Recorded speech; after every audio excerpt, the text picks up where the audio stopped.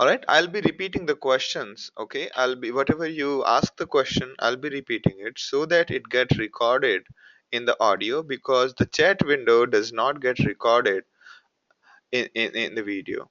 All right, if you are going ahead, in future, if you are going through the video, then you will get confused that what was the question asked. Okay, so all right, let's start then. So before starting, do you have any questions for me?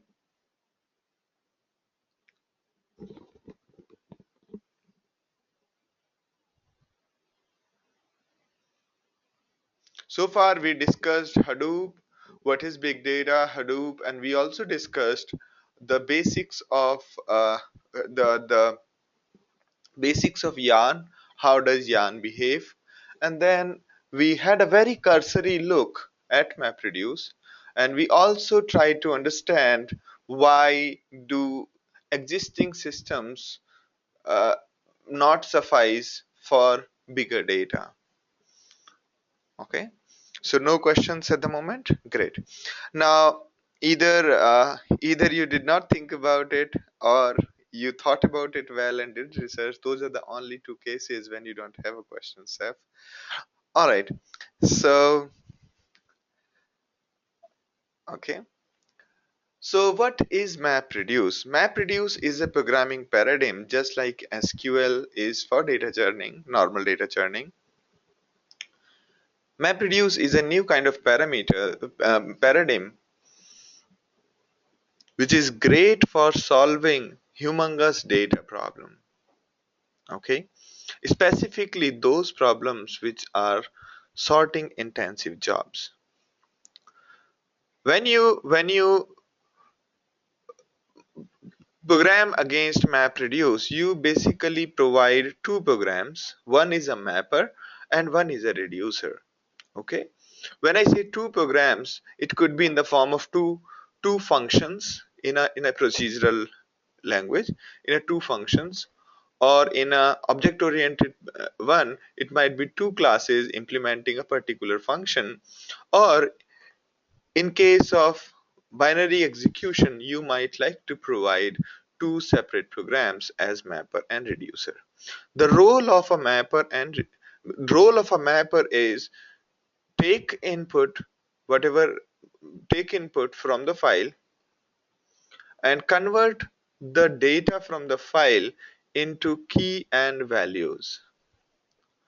Okay, while this key and values would go to Hadoop, and Hadoop will sort the key and values. Okay, Hadoop will sort the data.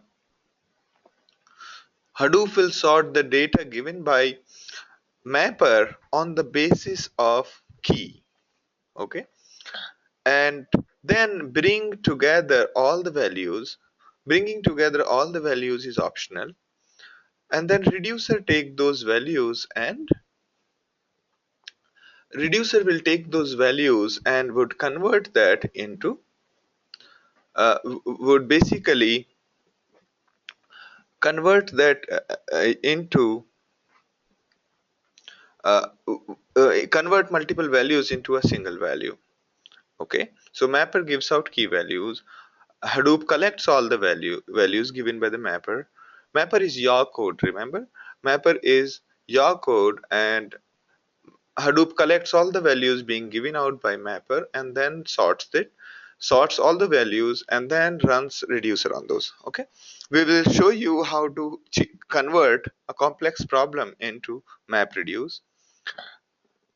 At the moment, it might sound a little crazy that how can we convert any problem into mapper reducer, but most of the problems can be easily converted into mapper and reducer.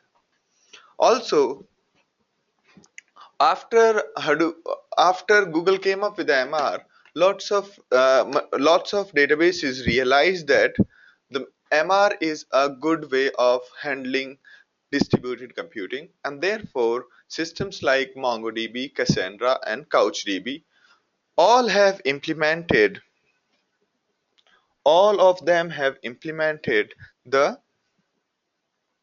All of them have implemented the MapReduce,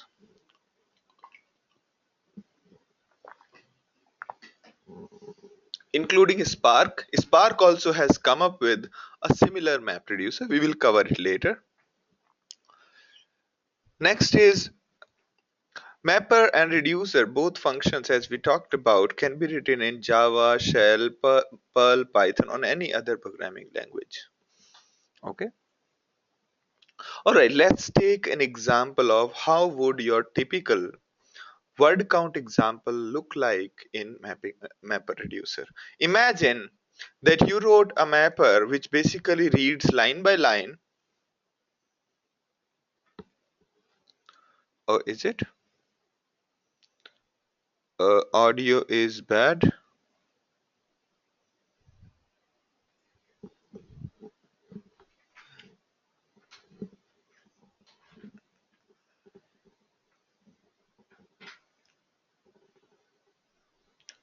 Now, is it better?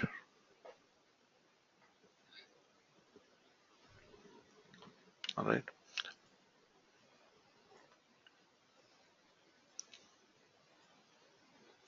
I have tried to soundproof my room and it has become like Wi-Fi proof. Now Wi-Fi doesn't come into my room.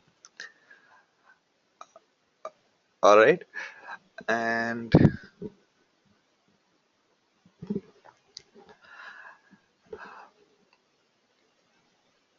okay, so we are given, let's imagine that there is a file containing lot of text, and here we are just displaying one line, and that one line is sa re saga.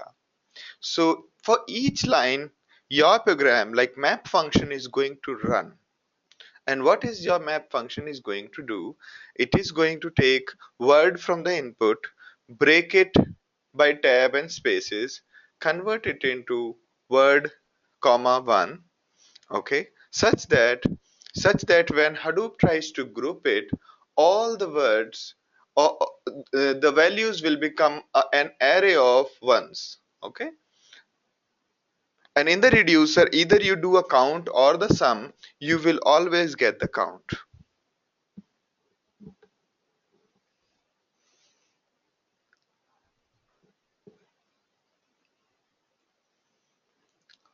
Okay, so if you have line by line text, you read one line. So is this clear? This function is a pseudocode. It says that for each word in this line or in this input, it is going to convert it into word one, which means sa re saga will become sa one, re one, sa one, ga one. All right, and then this dashed line, as you see, this dashed line is something where it means that Hadoop is going to convert this data into groups of words. Okay, so all the values for each word is going to be grouped together, and this data is getting sorted. So Ga has come before Re, and Re has come before Sa. All right. So this grouping from key value pairs to key and values, this transformation is done by Hadoop for you, and that is the strength of Hadoop. So you can imagine that Hadoop is a big sorting machine, and to get the work done from sorting machine, you need to tell that this is my data and please sort it based on this particular column, and that's all. If the moment you start realizing that Hadoop is nothing but a grand sorting machine which sorts data which is located on HDFS, then most of your problems become easier. And in the reducer, so for each line your map function is being called.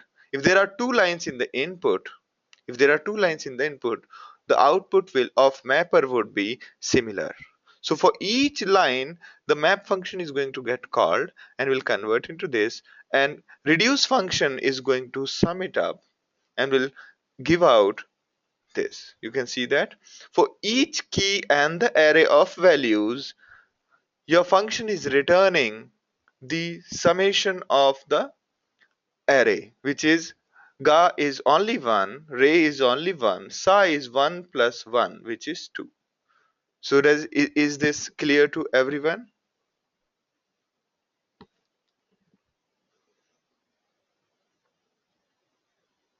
So feel free to ask questions. I'm expecting a lot of questions on this slide. Correct, Adhiya, that's exactly it is. So whole map reduce is like a group by clause. In group by, what do you do? First, using group by, you specify that please sort my data or group my data based on this key, and then you supply a aggregator function, maybe sum, count, or maybe average. All of that is your, those functions are equivalent to reduce function. So Abhishek's question is, how does Hadoop group the data? Okay. So the way Hadoop groups the data is based on, there are multiple techniques that are involved in grouping the data. I will go ahead, you just, for time being, let's imagine that Hadoop is pretty good in sorting the data. As we go ahead, we will be able to do that, right? The way it groups is, it basically sorts the data, and once the data is sorted by the key, grouping it is very easy. Okay. Once it sorts the data, grouping the data is very easy. All right, that was Abhishek's question.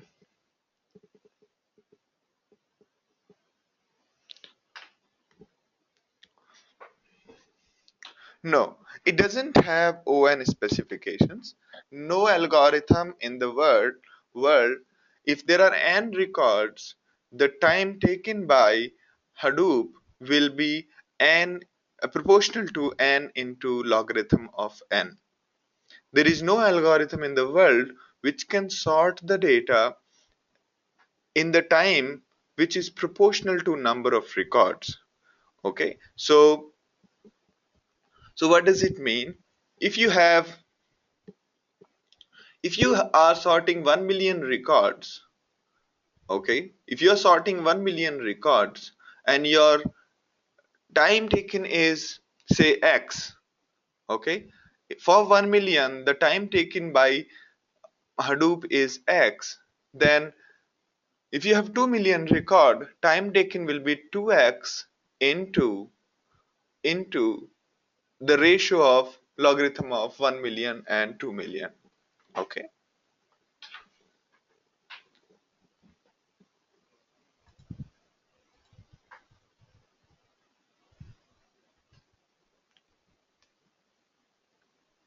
make sense?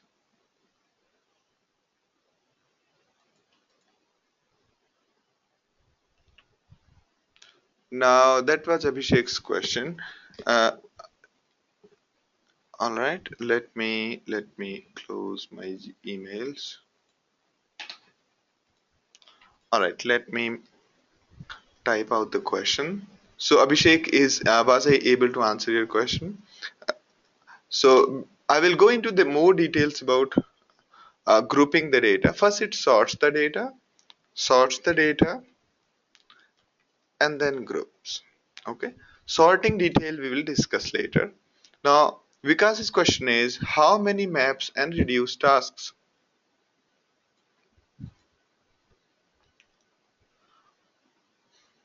Okay, we will talk about this in a minute. You guys are telling me that I should move ahead, and then okay. Now Vikas's question is, how many mappers and reducer tasks will be created? Okay, good, good. So I will talk about these things in a minute. You will understand that. So it will all depend on how big your file is. Okay. Number of task trackers, and for mapping, it will all depend on how many nodes is your file on. Is there any specific set of parameters for Hadoop to group the data? Right now, the only parameter which we have discussed is the key.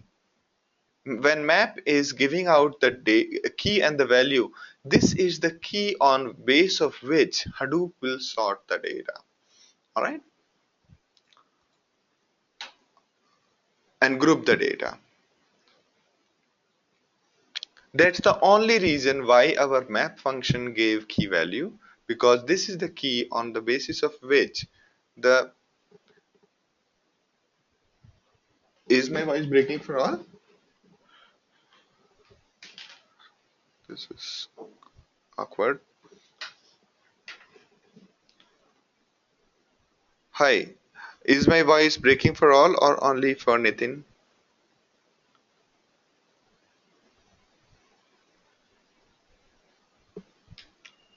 All right, all right. So I think this is only for Nitin, I'm assuming. Is there any specific set of parameters this we have talked? Right now, only the key. We'll talk about more details. How can this method fix all the problems of all days of group the data? Good, good. So when we talked about earlier, right? So we talked about two main problems. Okay, one was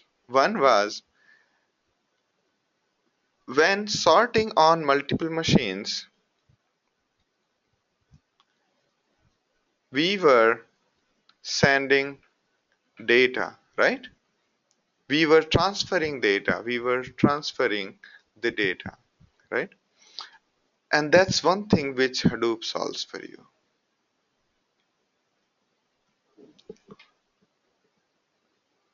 Okay,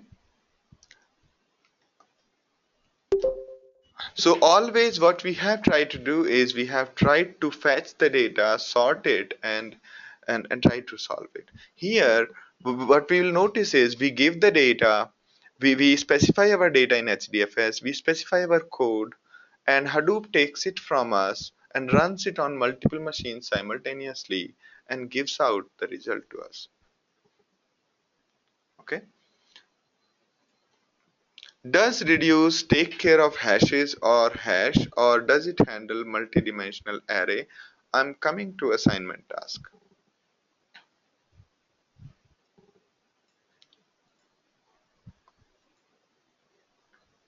Okay.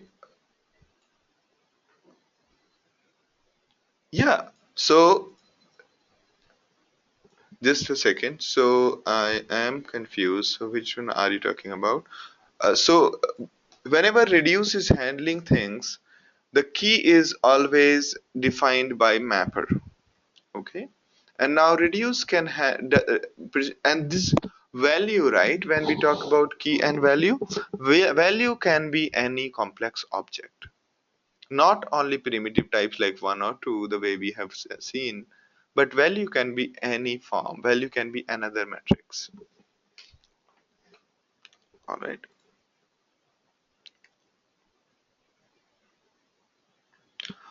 All right, so this is a very simple way of looking at it, and I think everybody got it. Looking at everybody's questions, I can see that you got this thing. Now, what happens is this is another way to look at MapReduce. Now, imagine that you have two data nodes, data node 1 and data node 2. Both of these data node, so earlier in the previous screen, our data was smaller. Imagine this. In this, our data was smaller, so there was only one mapper, right? Now data has grown bigger than 128 MB. Therefore, there are two nodes, node 1 and node 2. These two nodes are containing our data. Node 1 containing block 1, node 2 containing the second block. And let's imagine that the first line of the data which is on the node 1 is Sare Saga, and similarly one line on node 2 is Sare Sa. Okay, these are the very, I mean, I have just taken one line from both the datas. Okay, I've just taken one line from both the data, and that means Okay, so these node 1 and node 2 are now containing our data. Now function, you wrote it only once. Hadoop will send that function to both the nodes, node 1 and node 2. Basically it will send it to the node managers of both the nodes. Okay, node manager or whatever you want to call them, you want task trackers. Okay, on the same nodes where our data is stored. Now on both nodes parallelly, your mapper will run, which means that both the nodes are being utilized parallelly to convert the data into key value. And once your maps have given out the data in key value forms, Hadoop will gather the data on the same machines, on the same data node. It will gather the data, and once it has finished gathering the data, it will start sorting, or it will start sorting even before. And after sorting, uh, okay, after sorting the data, it will put it in the single file. Okay, step number 2, you can see on both the nodes it is happening parallelly. So on first node, your sa re saga becomes savan revan savan and gavan. And similarly on the second node, after applying map, Hadoop has gathered from your function that the key values are savan revan savan. And once that is done, the data is gathered on a single node. After sorting, please note, after sorting, the data is gathered on a single node, and then it is being merged. Okay, then it is being merged, and after merging the data, after fourth step, we get ga1 re 1 comma 1 sa 1 comma 1 comma 1 comma 1, means size four times. And now when the same reduce function which was there in the earlier one, same reduce function is being applied again on your result of your merge, and you get gar1 ray2 sa4, right? Because what your code did was, your reduce code gets executed for each key and the values, each key and its values, it gets your function is getting executed. So reduce will get executed 3 times, while your map function is going to get executed once on node and once on node 2. If node 1 is having 1 million lines, that means your map function will be executed 1 million times on node 1. And if node 2 has 2 million lines, that means your function will get executed, your map function will get executed 2 million times on node 2. All right, while reduce function here in this particular case, it has only 3 key values. And when these, or you can look at the other case. Say there are 1 million lines on node 1 million lines on node 2. All these lines will be broken down into key values, and after that, after sorting, let's say there are total unique key as say 1.5 million, right? So reduce will get executed 1.5 million times. Okay, and the results will be stored in HDFS. Sounds good to you? No?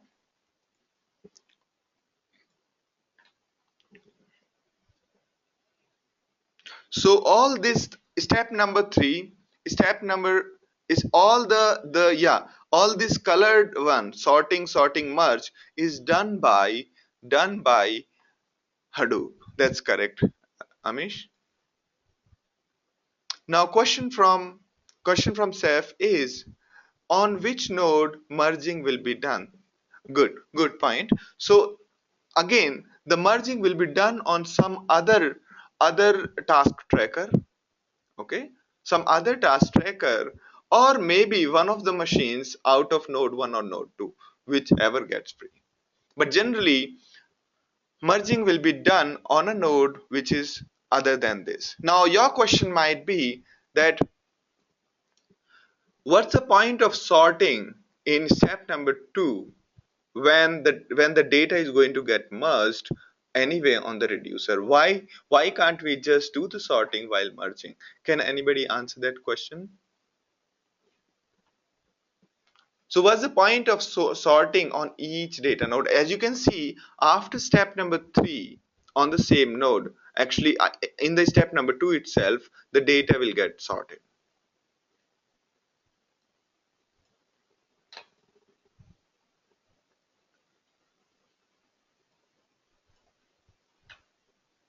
So line 1 means that this is the data that is getting transferred, which is this. And similarly, line 2 means this is the data that is getting transferred from that particular node. So line 3, so every box is resulting in a transformation, okay, and sorting is resulting in this data which is marked as 3 dot here.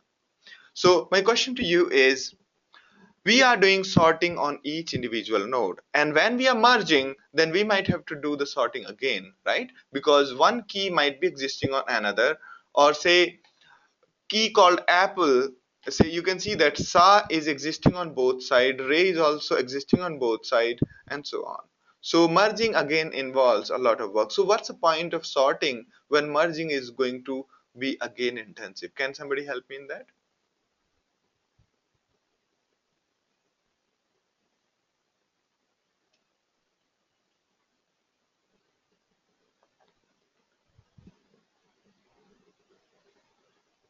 Parallelism, good, good. So my question to you is, correct, correct. Thank you, Aruna. Thank you, Aruna. Yes, the time taken is greatly reduced by sorting the data separately. Thank you. So question is, let me repeat the question. I'll just make a note here. Question is, why do we need to sort on individual node when it is to be merged and thus sorted again?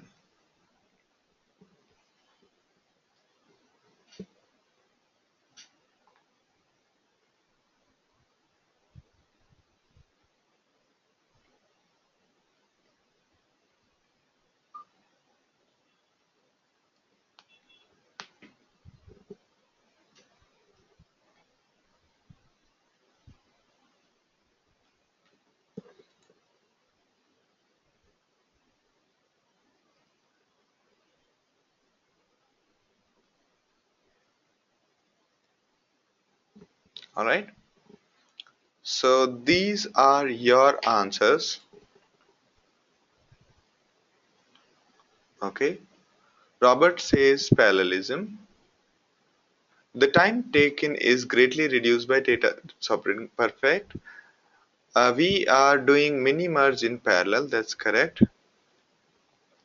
Merging sorted array takes less time. Perfect. Perfect. Faster since it is parallel method and keys are defined at that point. Good. Good. So avoid full scan. Good. Reason for having blocks on different machines. That's good. Yeah. Now, Abhishek's question is, what if both the nodes have different types of data? So, Abhishek, here we are talking about same file. Okay. Even if, let's imagine that there is node A and node B. Node A contains already sorted data, which means all the words starting from A to P. Okay. While node B contains all the data from Q to Z. Now, if you look at it, if the data is sorted by individually both the machines, then while merging, all it needs to do is just concatenate the two data and then save it. Make sense to you, Abhishek? Even if both nodes contain this different type of data, still, Okay, on please note that it's the same file which we are talking about. These are two blocks of the same file on node 1 and node 2. All right, great. Anybody having the doubt on this? Anybody having doubt on this? I can explain again if you have any doubt on this question. The question I am asking, that why do we need to sort? Again, if anybody has that, I can answer again. Feel free to ask, no issues.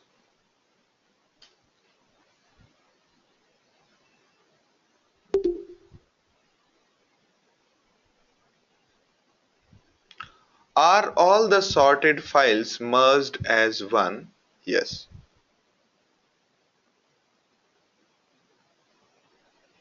So we will talk about that. So his question is that, is there a single reducer or there are multiple reducer? Okay, I think that's your question, Amish. Yeah. So yes, we can have multiple reducers like this. Okay, we will show you in more details.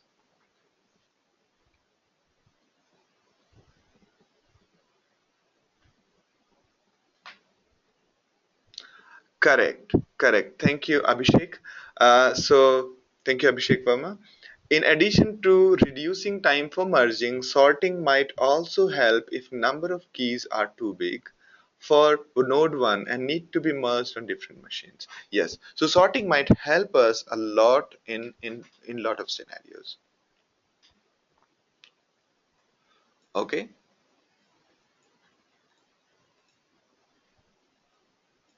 so merge and reducers are done as one operation. So you can see that not merge and this thing. I'll show you a better diagram that will make you things very clear.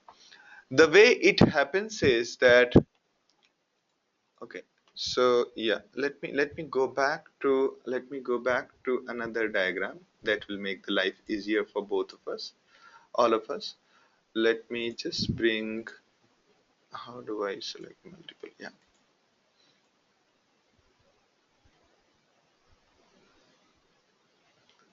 all right, here we are. Not this, not this, not this, not this.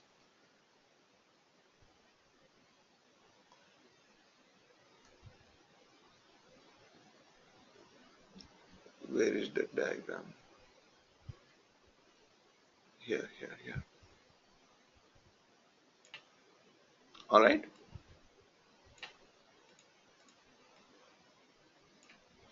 Okay. So diagrammatically, this is how it looks. So there is a file which has got three parts: split 0, split 1, and split 2. On top of each split, map is being run. Okay. On top of each split, we are running three parallel maps, and the sorting is happening on the same node. A file is being created on the same node after sorting the data, and after that, the data is being copied to a central location, to a third node, to a fourth node, where the data is getting merged, and then reducer is being called on each key. Sounds good? And whatever is the result of reducer is getting stored on the HDFS. Also note that this temporary file, which is resulting after sorting the map's output, is a temporary file on the disk locally. It is not on the HDFS.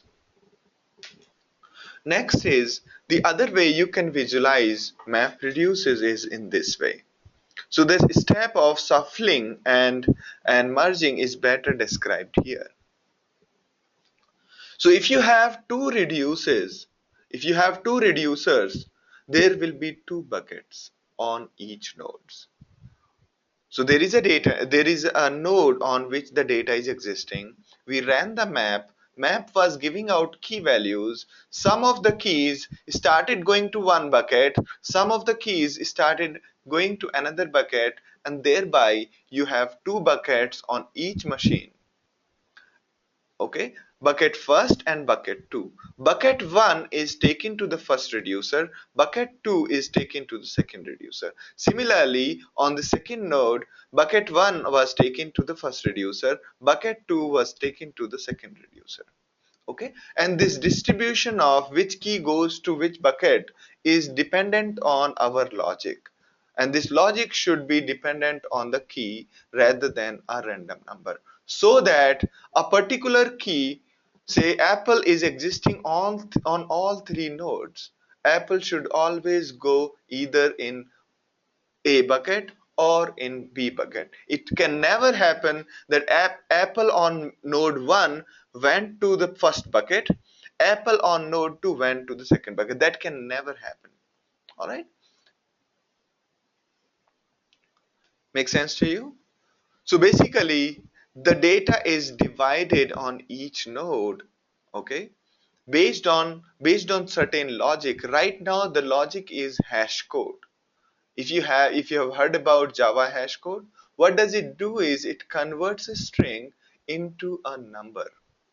Okay, so number would be like this. The number would be like this. That if my key is having, let's say the logic is sum up the character values of the full string.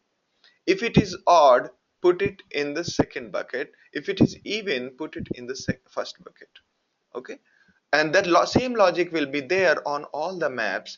That is why if a particular key has gone into first bucket on the first node, the same key, if encountered by second node, will be put into the first bucket, not in the second bucket, and therefore it is guaranteed that all the same keys always go to the same reducer. It would not happen that some keys went to the first reducer, some keys went to the second reducer. No. Okay. So key 1, value 1 existing on the first node, if they go to the first reducer, key 1, value 1, value 2 will, whether they are existing on the mapper 1 or 2 or anywhere, they will always go to the same reducer. It is guaranteed. Why? Because when we do aggregation, when we do group by and say this, we always get all the keys, all the values for a key together, irrespective of how it's happening internally.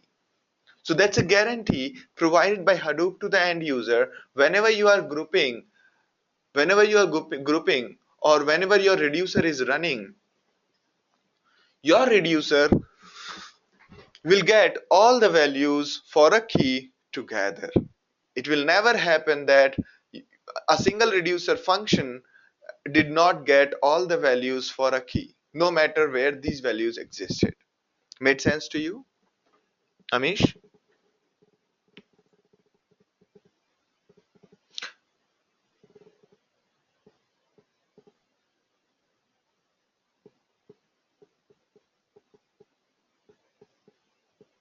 Now Srinivas's question is, will the node have enough space to hold merged file? Yes, it has to. Okay. So any questions on this? This is very important phase. So we had some data on here. Our map converted it into key value pairs and sorted it, and each put it in one of the buckets based on reducer. If you have, so you see these lines, this line represent the transfer, right? This is the data getting transferred from these nodes onto reducer node. And how many transfers are happening? 1, 2, 3, 4, 5, 6, right?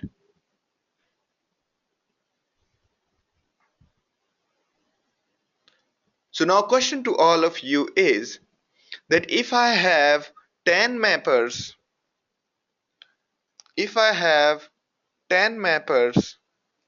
and 5 reducers, how many data transfers will happen?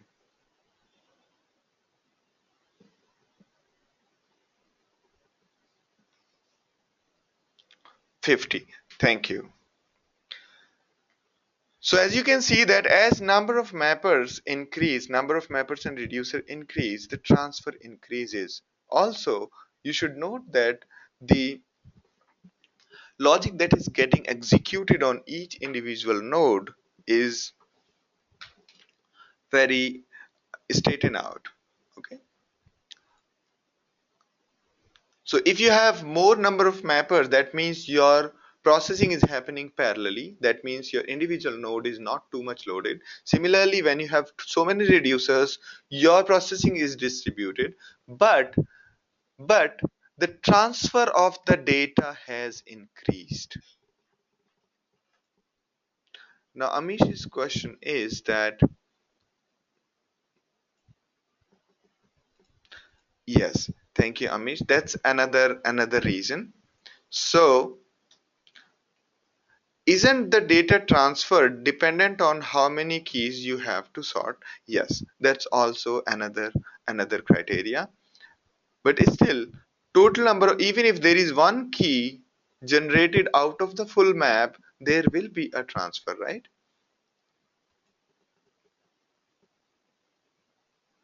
There'll be a connection made, connection socket connection open and transfer get done. Now Srinivas's question is, I have more questions. So here are some of the other questions. How do data nodes communicate to reducer? HDFS file or some sort of messaging. Okay, so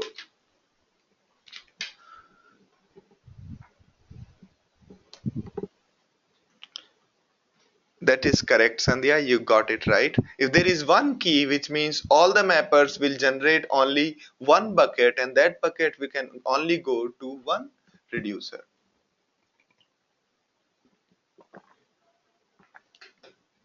But information has to be sent to the second reducer. There is nothing to that this is an empty array list. What we have got. Okay. How does data communicate to reducer as HDFS file or some sort of messaging? So data communication happen through our usual TCP protocol over SSH. All right. In case of many reducers, okay, I think now I need to answer this difficult question. Who decides on number of mappers versus number of reducers? So the answer here is very simple. Number of reducers is directly proportional to how many blocks do you have. If you have 50 blocks, there will be 50 reducers, 50 mappers. Okay.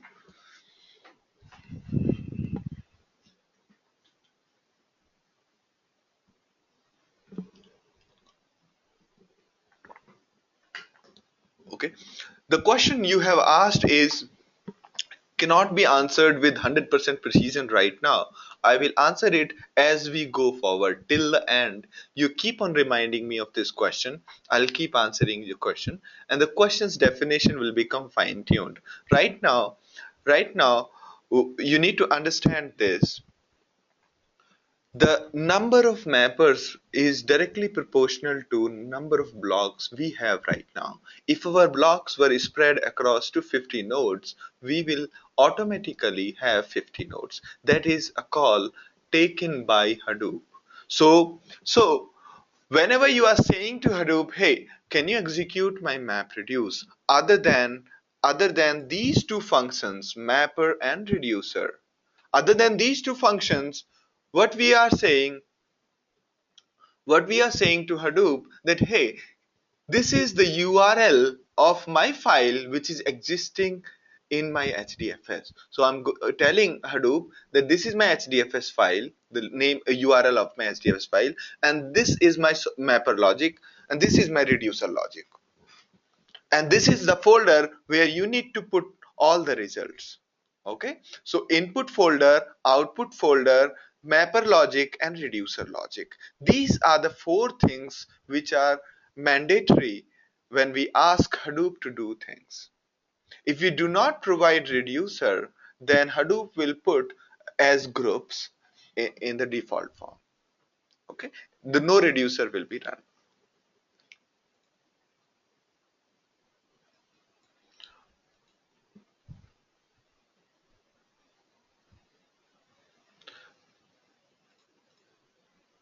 Now, the call on how many reducers is taken by us. We tell Hadoop that, hey, my data seems to be very big after keys are getting generated. Can you run multiple reducers for us? That is the call we take when we, so other than those four parameters, input, output, map, reduce, fourth parameters we give is that how many reducers do we want? Although it's not required, but this is what we can specify. By default there will be one.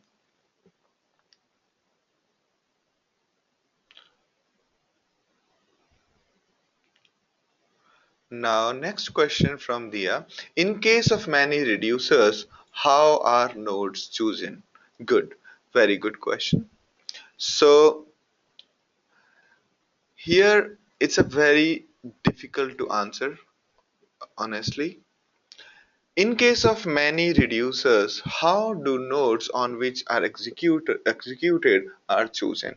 So the nodes on which mapper runs is very clear to everyone, that the mapper will run on the nodes that are very close to the data, preferably on the same node on which data is existing.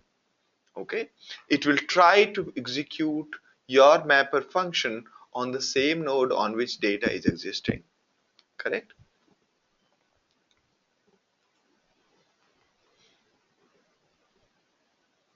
But in case of a reducer, that's a call taken by Yarn based on which free nodes are available near to our nodes. Okay.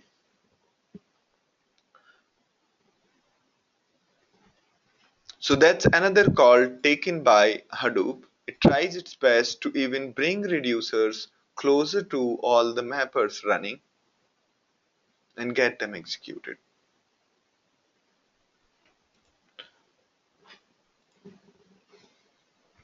Now, Srinivas's question is there a use case where we need to run mapper on a subset of file blocks? So that's it. Okay. There would be use cases where you might have to run mapper on a subset of the file or blocks. This logic, that on which subset of the file or blocks you want to execute your code, is totally up to you. It is totally up to the mapper. What mapper can do is it'll read line by line, and if it encounters that you have exceeded these number of bytes, it will skip it. So it's up to your mapper to spit out only the data which it wants to. Okay? So that logic is better left to your code, not any configuration.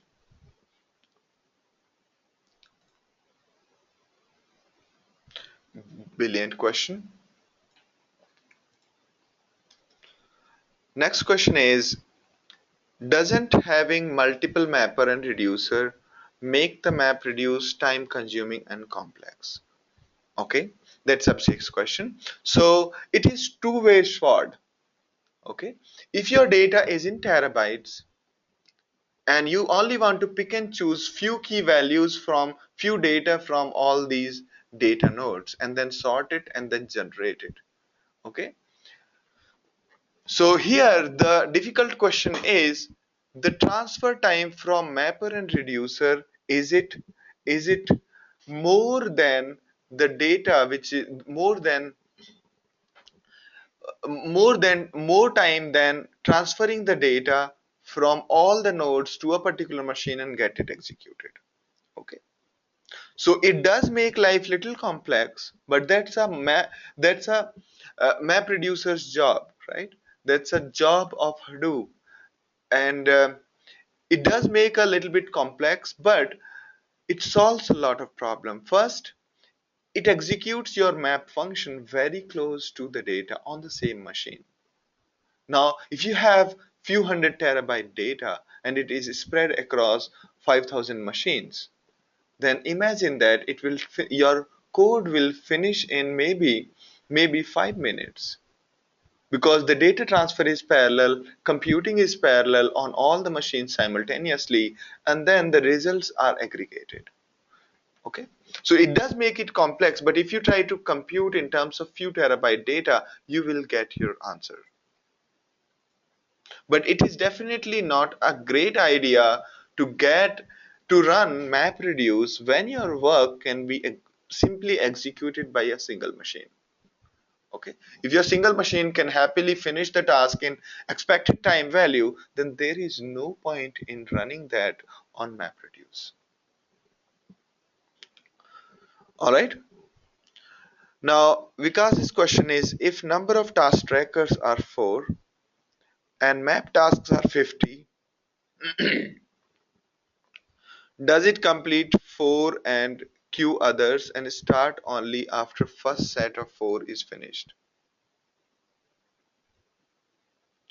Okay, good. Let me read the question again.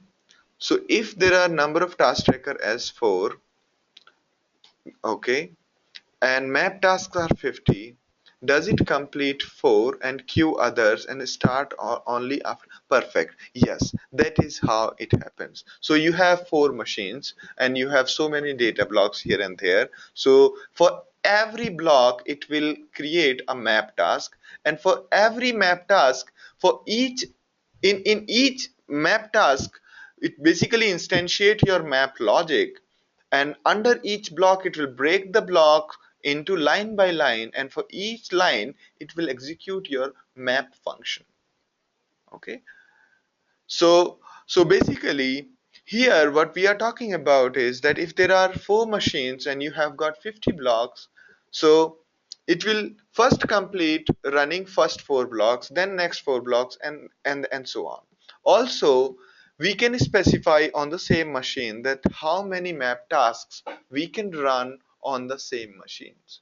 Okay, so maybe if you have 2 map tasks running parallelly, first map task processing one block, second map task processing some other block, we can do that also.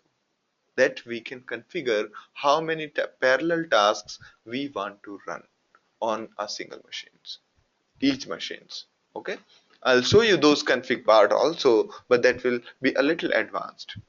Good, brilliant questions. So any other questions before we proceed? So feel free to ask any question, because the chances are whatever questions you have, other people might be having the same questions. It's just that they're not asking.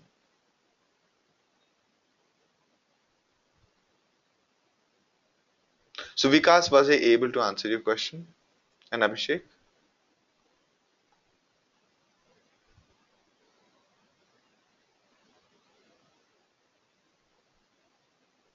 Srinivas, was I successful in explaining? If I was not, I can try my best again.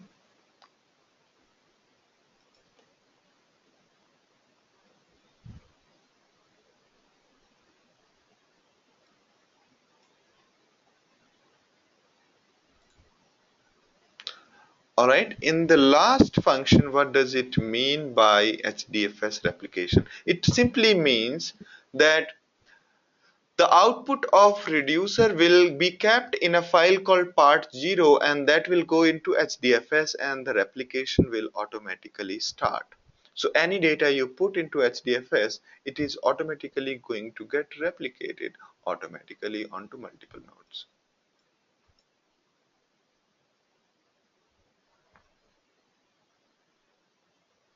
So did I miss anybody's question, by the way, because the window has been scrolling? So great, great. These are brilliant set of questions. Keep them coming. All right.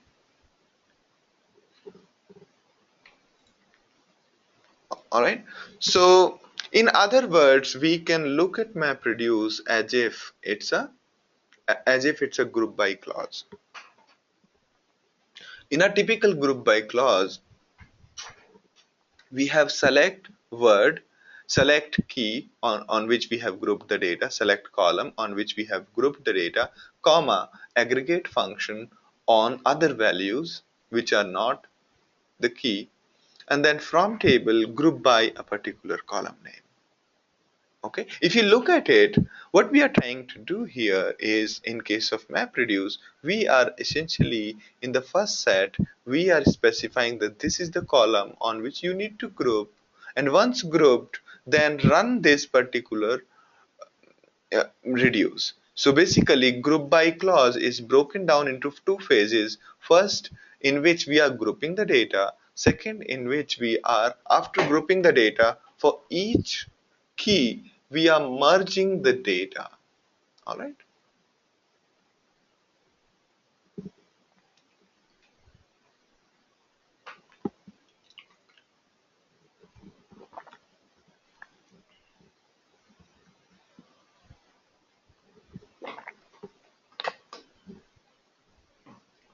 Okay. So should I proceed?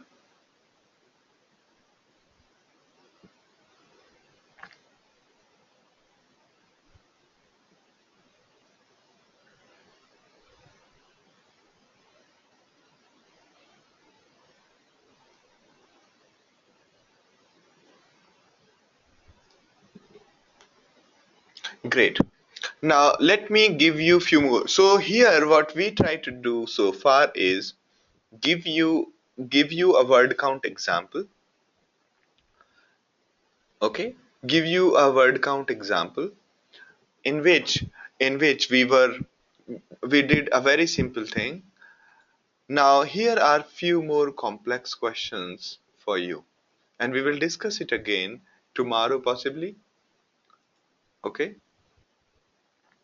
or if you want, we can solve it together now only.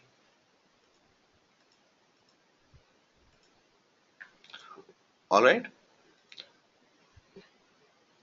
I think doing it together now also it will make sense. Okay,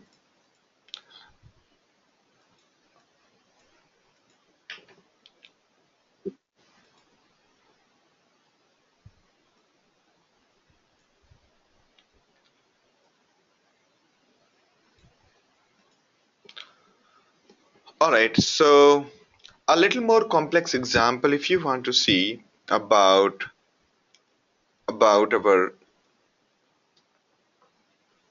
about MapReduce, you might want to have a look at matrix multiplication.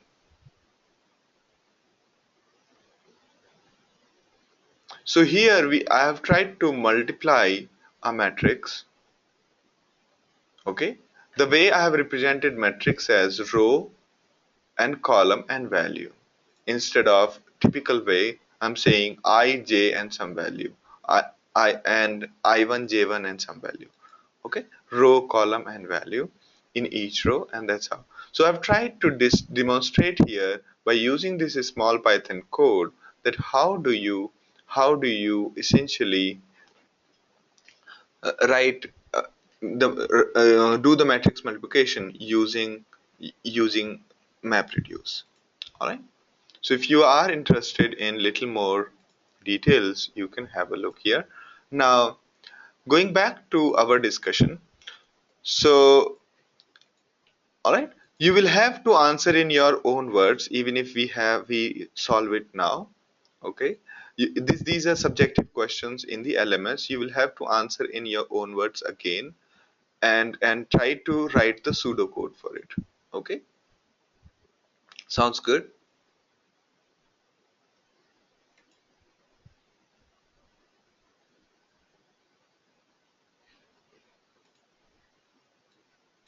Let's try to solve it together today. Okay, let's try to solve it together.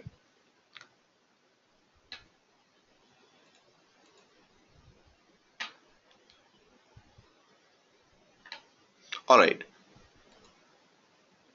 sounds fun.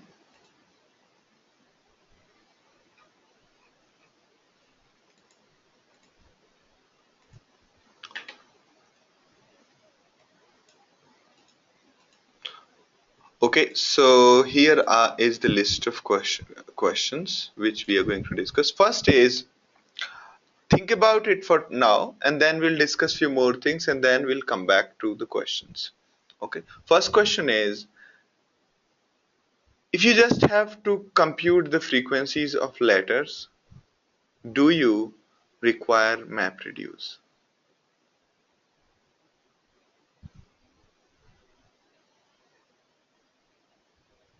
No?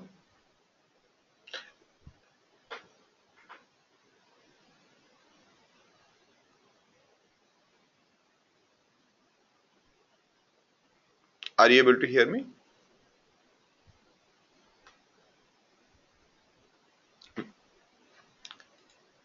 Okay, good.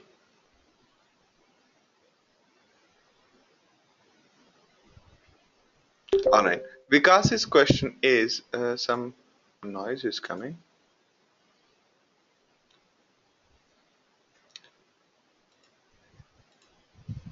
All right, good.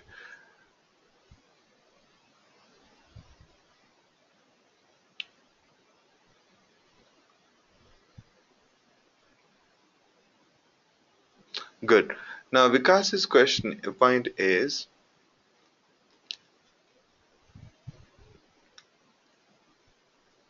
so here are your answers. Let me jump to the session number 3. That'll be easier. No worries. We will discuss this.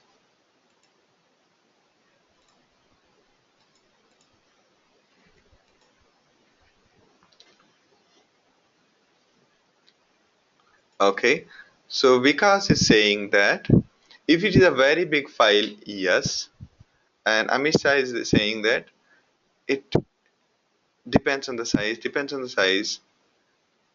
Just a count could do it. All right. All right. So Ramesh is saying just a count could do it.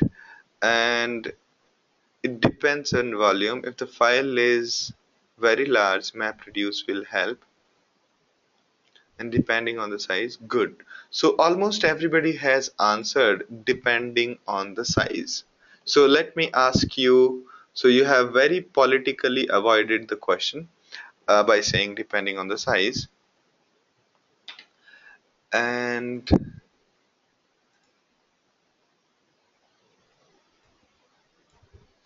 Ramesh is saying that only count can will be sufficient. So can anybody counter that? In what cases a single node will not be sufficient?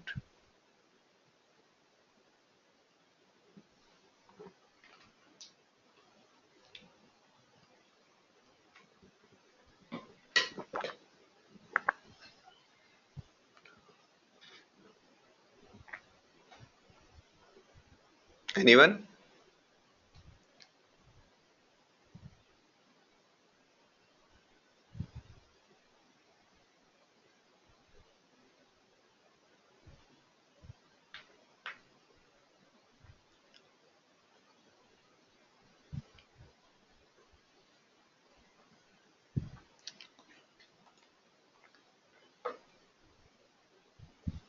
Okay, Dia is saying that in case of many blocks is greater than one block. Okay, when the blocks are more than one node.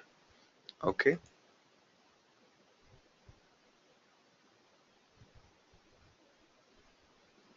correct, correct. If the blocks are scattered across multiple machines, okay, then it won't work. Right. So, all right. So let's say you have 1 GB file. Will you put it on HDFS and then do the frequency of letters, or you will just use your simple for loop and go through the file and count the letters? So you have, okay, let me be a little bit, try to avoid your politics. Let me ask you a, a, a pointed question. Question is, if the file is 1 GB, how much time on a single node it would take to count characters?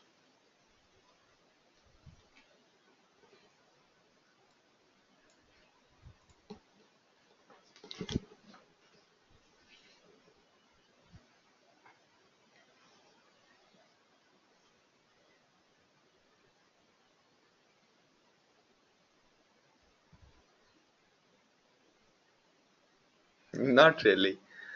Uh, no. So every time the answer is not 5 characters.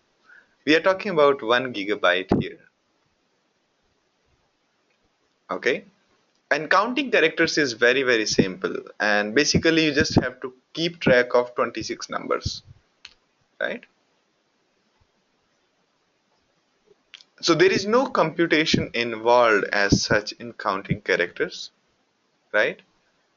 And reading 1 GB from a disk will take how much time? Can anybody help me with that?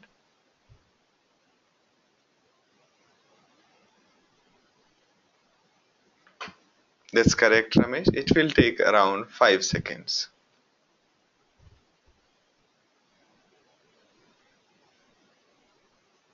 All right. So you can see that disk RAM speeds.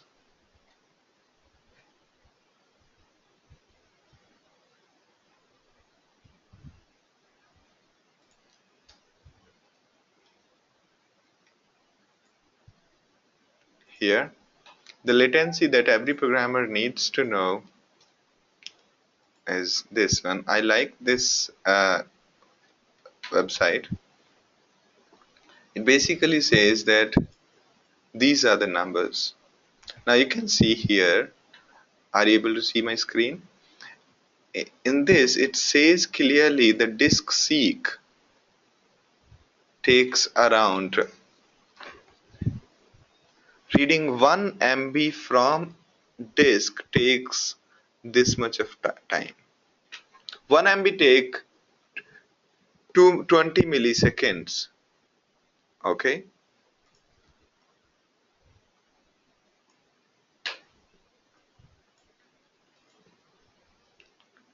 you can see that, which means 1 GB will take 20,000 milliseconds. That is around 20 seconds,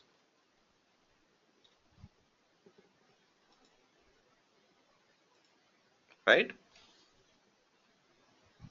20.48 seconds to be very specific. Sounds okay to you?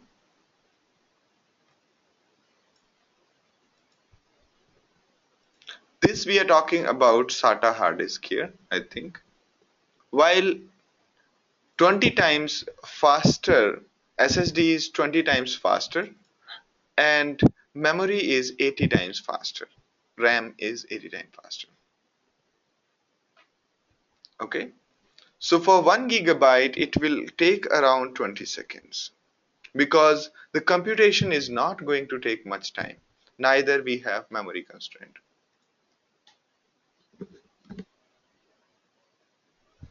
Okay.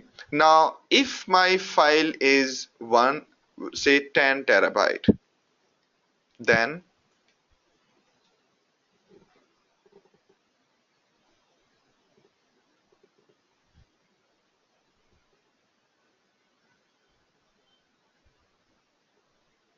so time will be 200 kiloseconds, right? And therefore, the total time will be close to 6 to 8 hours.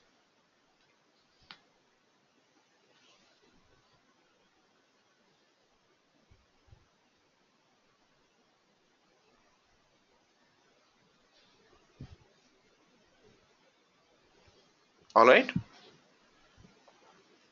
And therefore, based on these kind of numbers given a data, you can always decide how much time it is going to take. Also, if this 10 terabyte file is not existing on your HDFS, the time taken to 10 terabyte onto HDFS is going to anyway take 6 to 8 hours easily. All right.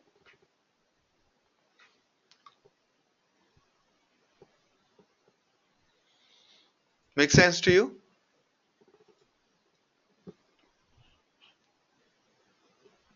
So everybody is clear about this answer? Clear on this?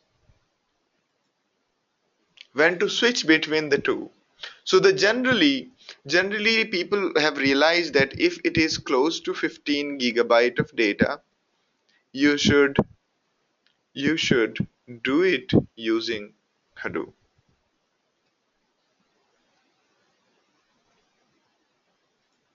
Okay, for 15 gigabyte of data, it is going to take around 5 minutes on a single machine, and it is going to take less than that on Hadoop.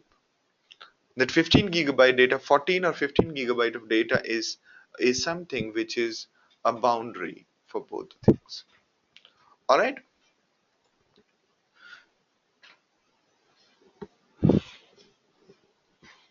Now coming to it is you know. So can anybody suggest an approach for doing uh, using MapReduce?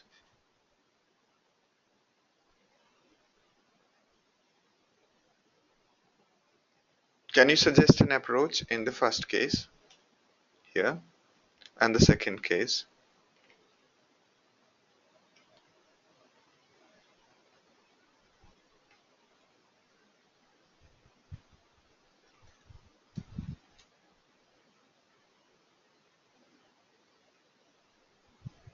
Yeah.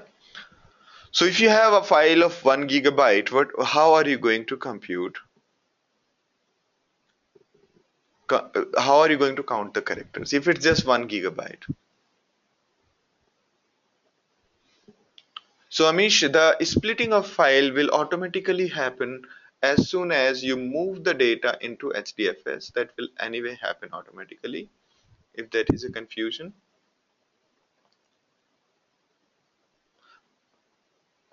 So are you saying that yeah. So, okay, good, good. So 1 gigabyte of file, how are you going to count the characters? Anybody suggest an approach quickly on a single machine?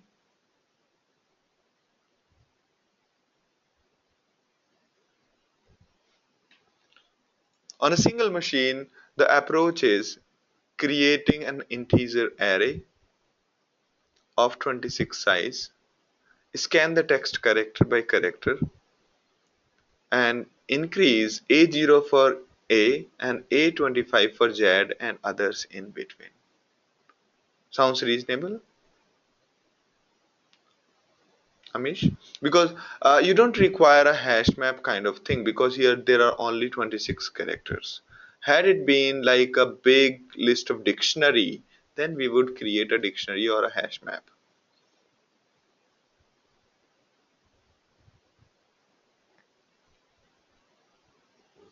Sounds good? Correct.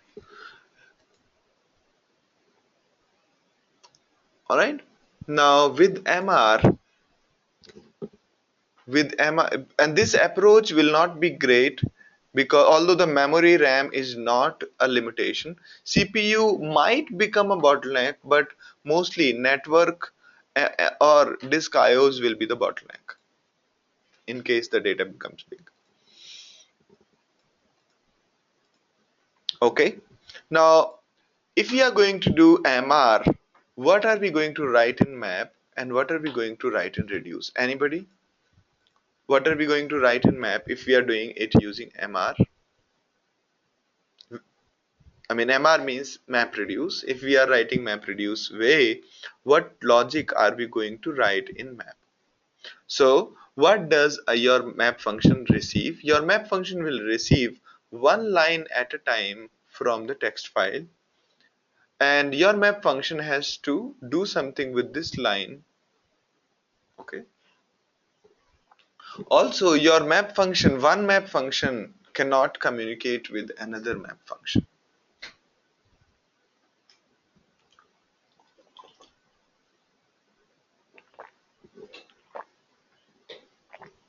Are you with me?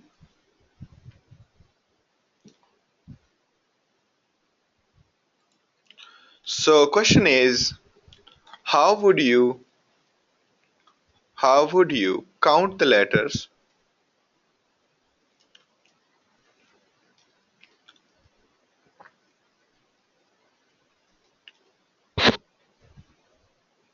Yeah.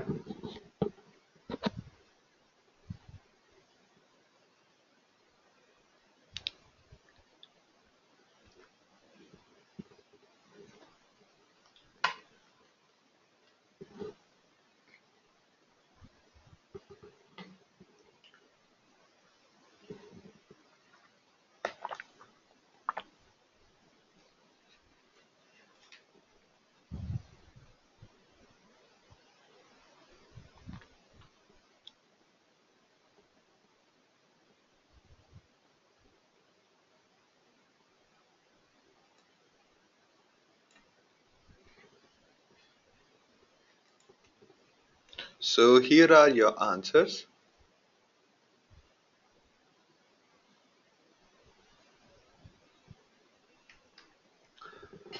Keys will be A to Z and value will be occurrence of each letter. Okay, okay, good. Occurrence as in just one, two, or what? Okay, 26 keys, perfect. Vikas saying character, comma count from the map. Perfect. Alright. Kirti is saying in map split lines, split the letters, okay, and sort it. That's also one.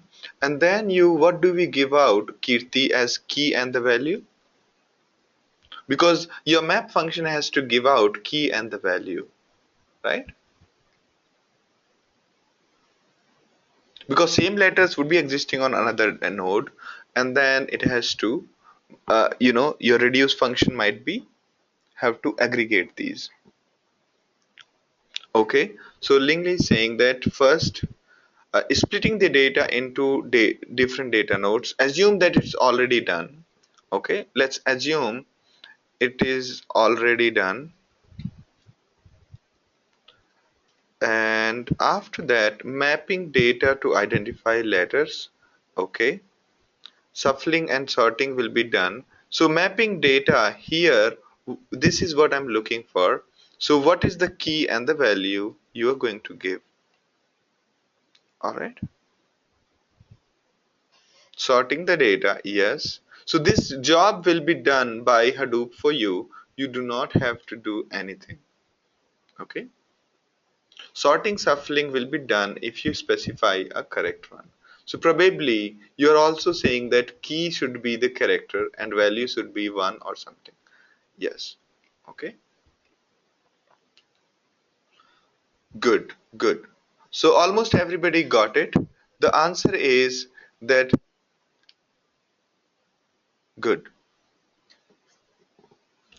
Great. So everybody got it. So answer is just like our just like our usual word count. Instead of word, we have character right now. All right. You can do a very simple one also. So there are multiple approaches in this. Approach number one, approach one. The key is for each line, for each word. So our mapper logic might look like this. Logic might look like this. For each word in line, do this. For each character in word, okay, do this. Key is my character, okay, and value is 1. This is approach number 1. Approach number 2 could be, and in this approach number, the reducer is simply return, return, key, comma, summation of values.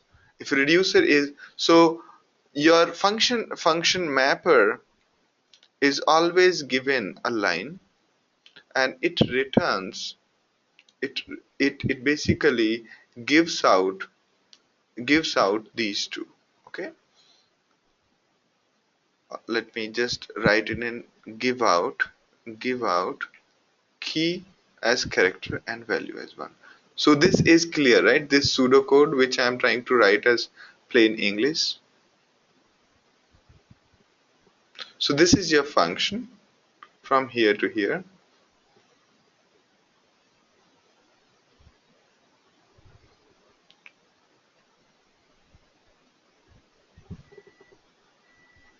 Correct. That is a little better approach. Thank you, Abhishek Verma. Yes, that is probably, I'll take that as a approach number two. Okay. So the approach number two is,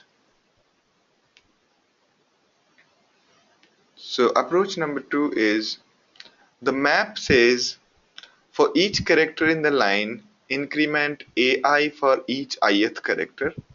Okay, a0 for a and so on. Perfect. And then write the key value pair a and count of each letter. Good, good. So basically what he has done is, in case there is a repetition on the same line, if you have a single line, there would be something like 50 characters in each line. So instead of giving a1 b1, he computed the frequency in each line and then giving that out. Am I correct, Abhishek Verma? So he's giving out the frequency instead of simply count, and then in reduce, it's basically summing it up. Okay. So also you don't need to write for each here, because reduce is executed on each values, each key and values. Okay. In case that is a confusion, right?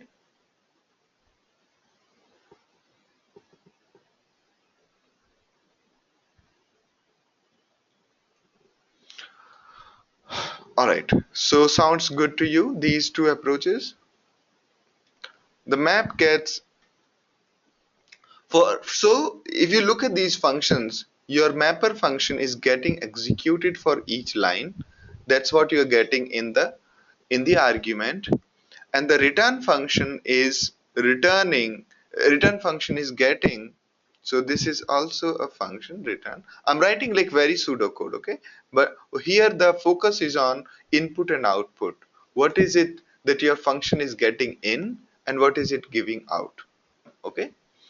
So these are two approaches.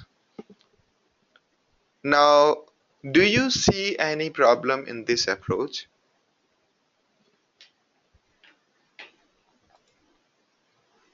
I mean, not from, do you think Hadoop could make it little better ways?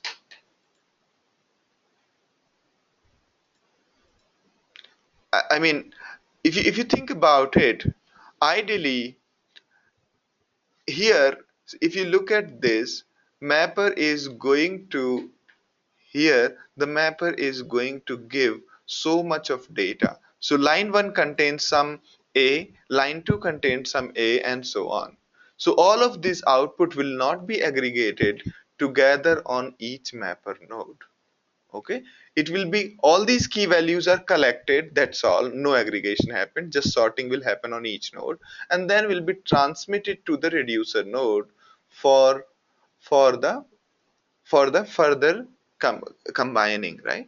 Therefore, if a single file has around a million characters, if it is a 1 MB file, chances are that you will end up at least 1 million keys, right? Which means 1 million keys, and then one for each one. Therefore, we have put a dummy value, right? One for each character. Therefore, we have generated 2 MB file for just the transfer. Okay. Therefore, the data transfer will be such an issue, and that's where the logic of the logic called combiner comes into play. We will talk about combiner. Combiner basically would do churning on the mapper node itself before the data gets transferred to the reducer. Okay, so frequency of letters can be tremendously improved. This approach can be tremendously improved if you're using combiner. All right, now moving on. So this was a so you guys like this approach, this kind of our approach of solving problem together?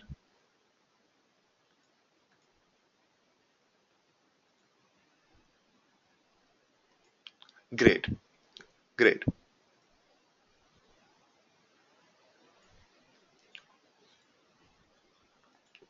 All right, now we are doing great, and here we have this.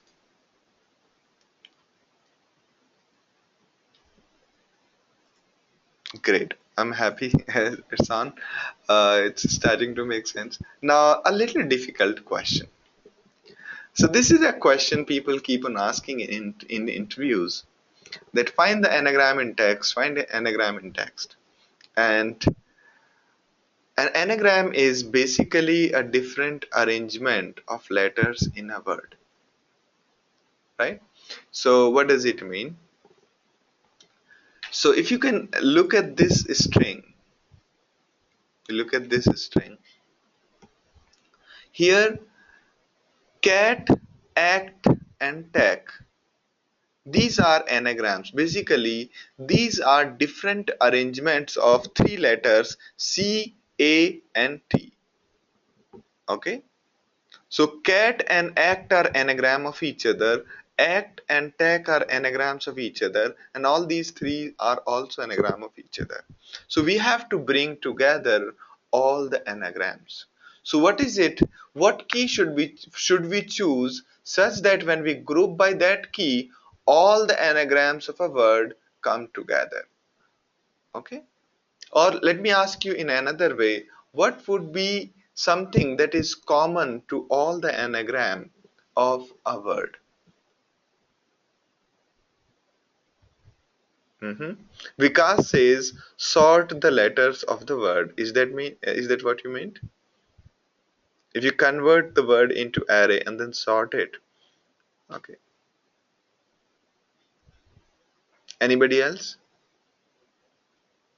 So Abhishek is saying frequencies of letter occurring. Okay, so give me the key.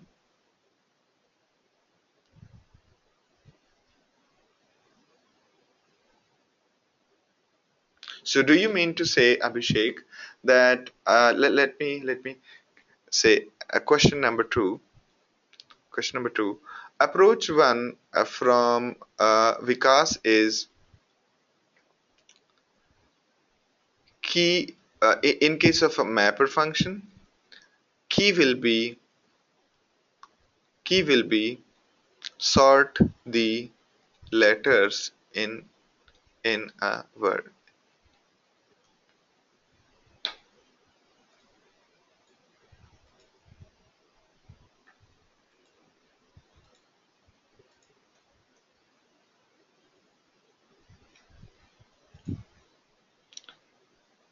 All right. Now, second approach could be. Let me try to understand Abhishek's approach, which is approach number two, and let's find out bugs in that. Okay. Let's try to find out bugs in that. Okay.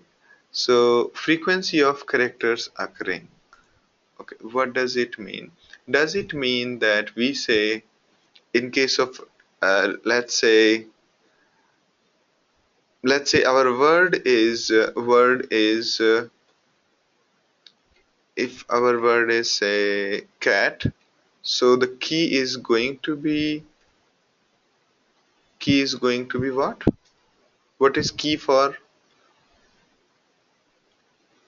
If word is cat, then what is key? Key is Abhishek.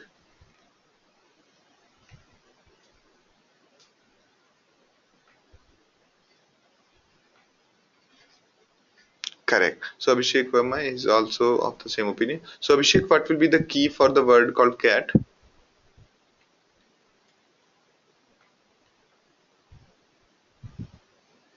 Similar to last problem as in.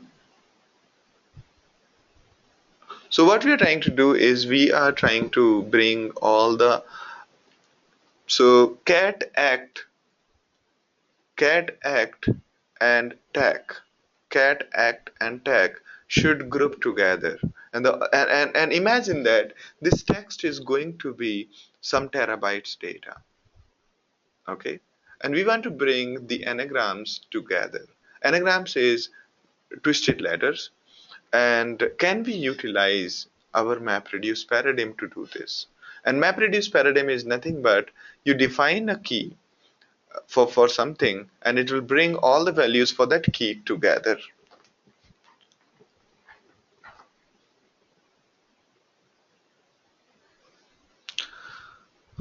All right, great.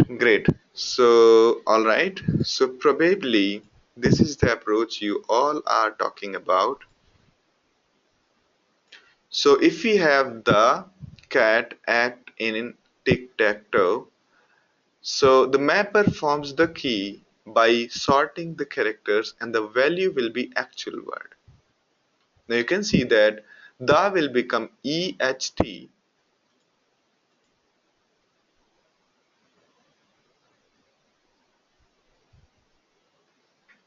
Yeah, only the characters occurring in the words are incremented and then words are compared for similar frequencies.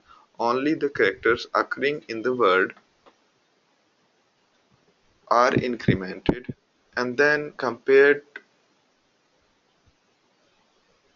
Okay, so probably let me try to understand. And that array, so Abhishek is saying create an array of integers, say 26 size, right? Okay, so for act, it will be 1, 0, and 1, right?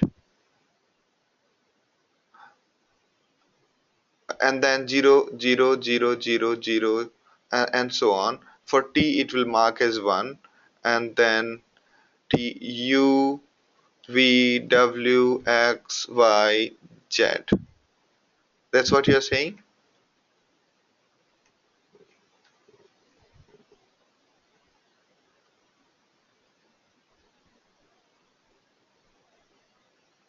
Great. Yes. So for act,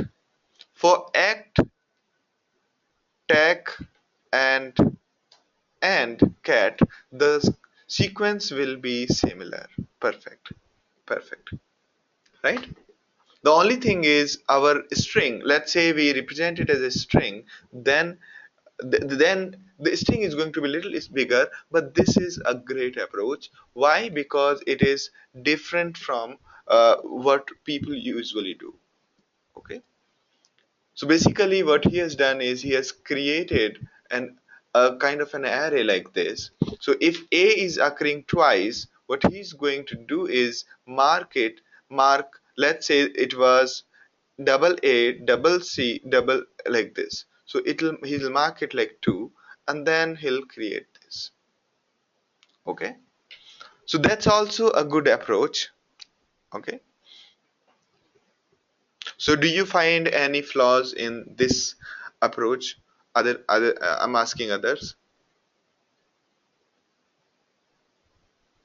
So for each word, what he's saying that prepare an array of 26 letter and make that as our key.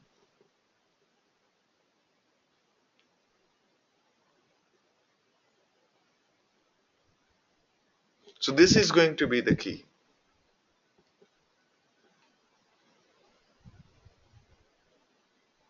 No problem with this approach.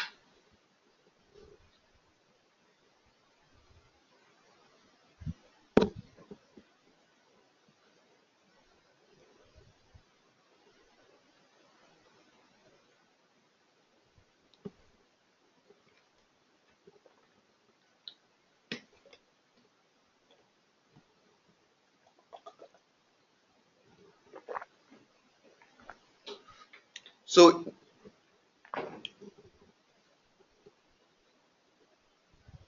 okay, so Abhishek, here I'm saying that although we are representing it like an array, we can say that we can concatenate the value by say dash, okay, and create an serialize an array into a string. Okay, we can join all the elements of an array, and yeah. So right now for the this discussion, I want to keep the key as only the string, but key can be anything which is byte. Okay, anything binary is key. But good question at this point.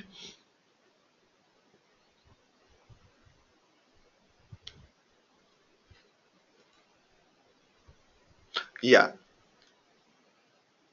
So other than size, I don't have any problem at all, because even if a letter is A, the key is going to be length 26. Okay,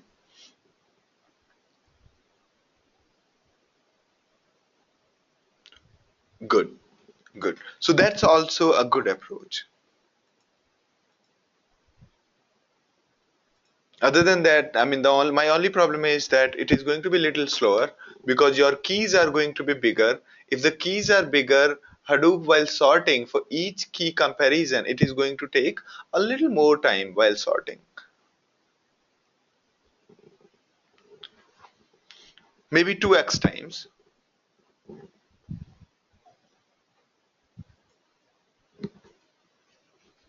right?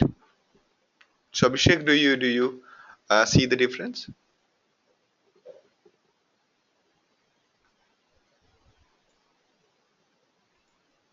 All right, but definitely brilliant approach.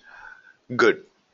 So this is clear to everybody, right? How is this happening? So we have defined key and the value.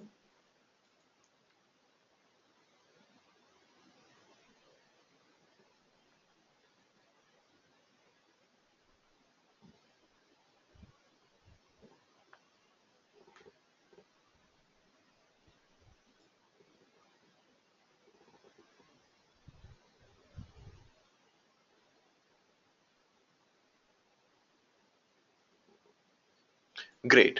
Now, if anybody has doubt, please let me know. I can clarify now itself rather than later.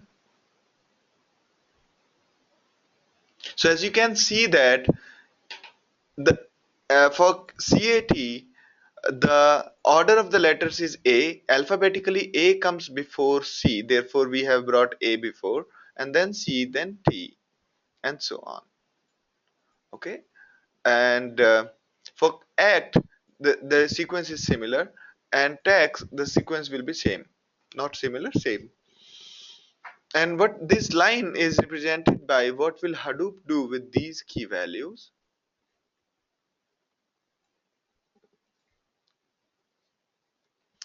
Okay, okay.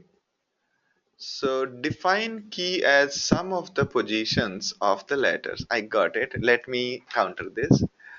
Can anybody counter what Sandhya is saying? Sandhya is saying that let define the key as summation of the positions of the letters in the alphabet. Means if it is J, if it is say Z, say Z O O. Z is 26 plus O will be something, another O will be something else. Okay. Yes. Thank you, Ramesh. In those case, ABC will be equal to BB, right? Or ABC will be equal to AAD.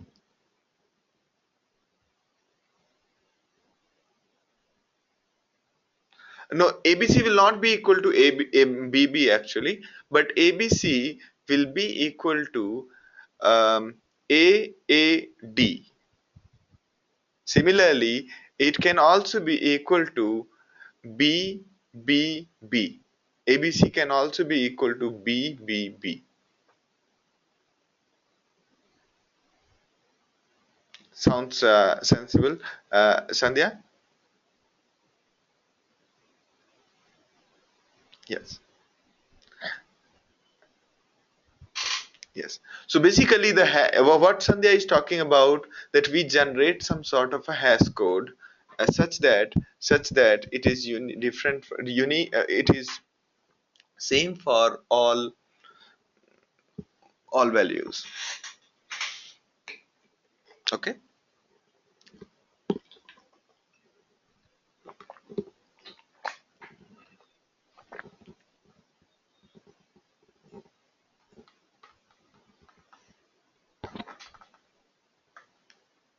Yes.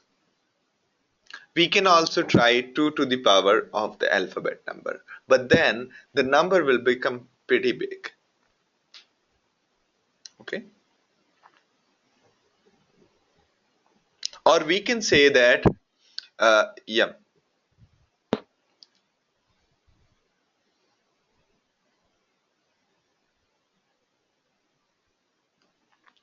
Sounds good to you?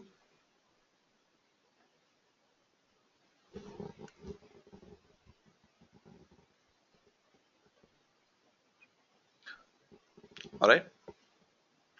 But even if we have 2 to the power something, the problem of multiple times a single letter occurring would still be a problem.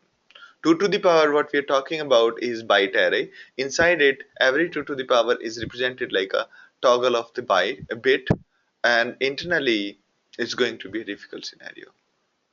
Abhishek and others? Okay.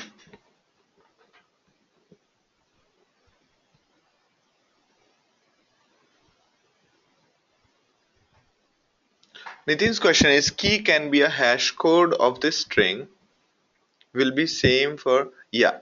So Nitin, that's what we are also saying, that when we have hash code, there are chances that the hash code collides.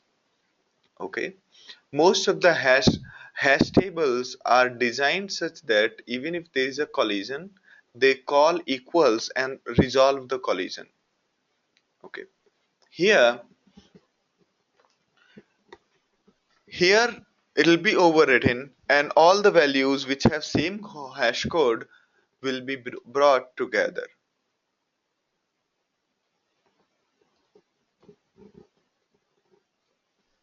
Okay. Moving on.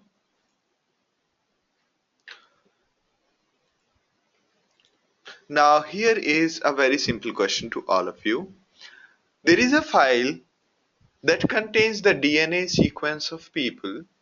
Find all the people who have same DNAs.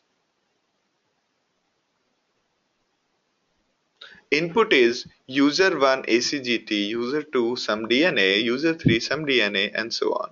Here you can see that user 1 and user 4 have exactly identical DNA, and user 2 does not have any other person sharing the same DNA. User 3 and user 5 have the same DNA. Okay,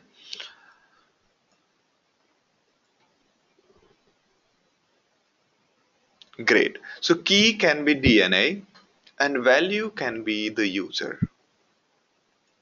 Perfect, perfect, perfect. Great, great. So everybody clear about this? Typically, had this data been our in database, we could have said select DNA, concat users from my table group by DNA, right? Which means the key is DNA right away, and the value is username, and in our aggregation we are just concatenating it.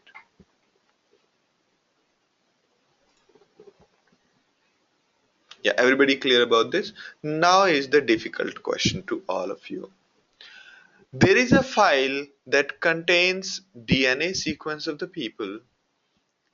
Now what we need, what some researchers said that all the people whose DNAs are either identical or mirror image of each other, those people belong to the same family. Therefore, your task is to bring the family together, and this data has a billion records, or maybe more than that.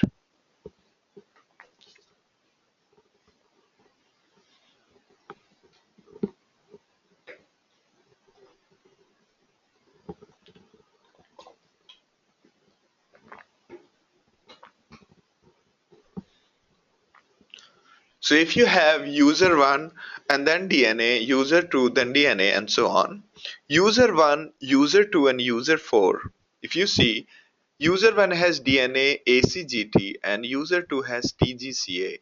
These are mirror image of each other. Okay, so we have to bring together all the users. Mirror image as in, if you reverse the DNA, it becomes the mirror image. So ACGT, if you read it from backside, it is equal to the user 2's DNA, which is TGCA, right?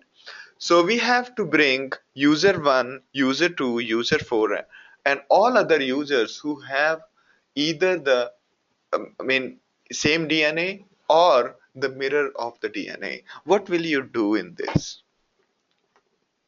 What will your mapper do? What kind of key will mapper spit out such that people who has either identical DNA or mirror image of DNA, they come together? Anyone?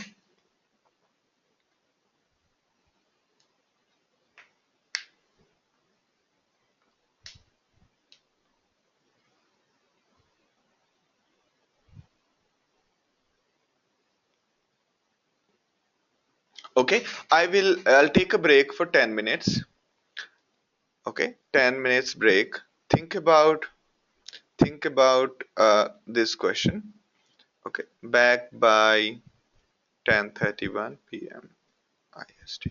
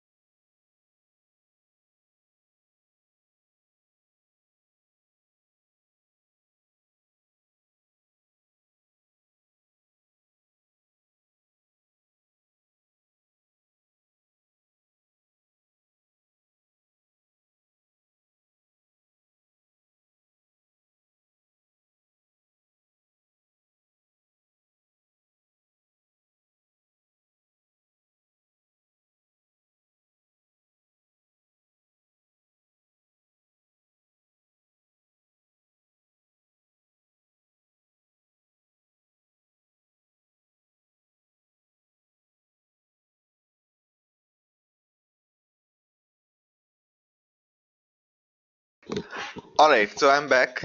I'm back. Yeah.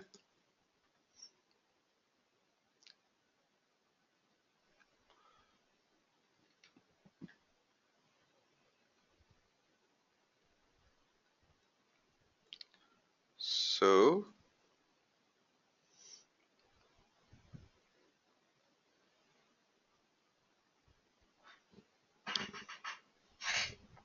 all right, let me see. There are so many answers. Let me take them out. Question number 3B.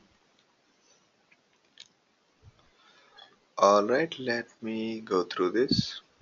Dia says the key is the ordered letters. Okay, key is the ordered letters, and the user is.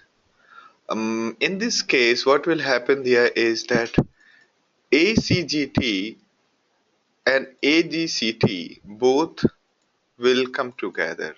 You see that? And the problem is far more severe than this because DNA sequence have almost equal length and those made up of similar those 4 or 5 letters. So probably all of them, at least half of them, will end up coming together. Okay. So yeah. So probably this is ruled out. And Amishay, read the line user 1 and DNA. Perfect. Create two keys ACGT and the mirror of ACGT and give it out. Add to the map as in give it out to the Hadoop. Right? Yes. That is one approach that we will discuss. And there are flaws in this approach. And there are flaws in this approach. And there are, you know, it, and we will discuss it. So Abhishek Verma says that keys is still a DNA, just that if DNA and reverse DNA are same, they are considered same key. But see, the we don't have luxury of comparisons. We need to give out the key to Hadoop. Hadoop will not ask our function to do the comparisons. Okay, so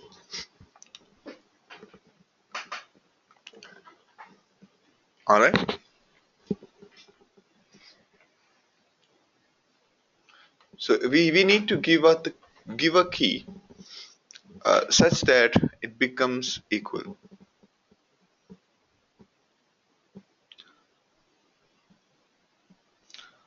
They're considered the same. Okay.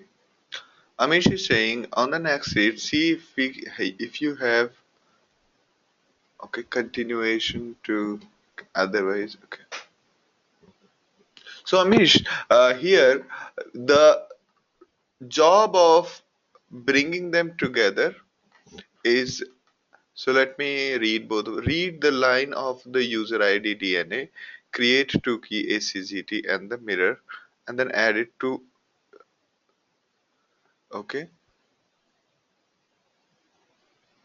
So you are adding two keys ACGT and TGCA to the map. Now on the next read, if see if you have existing keys, increment them. Otherwise, have new entry. So this is a non map reduce approach.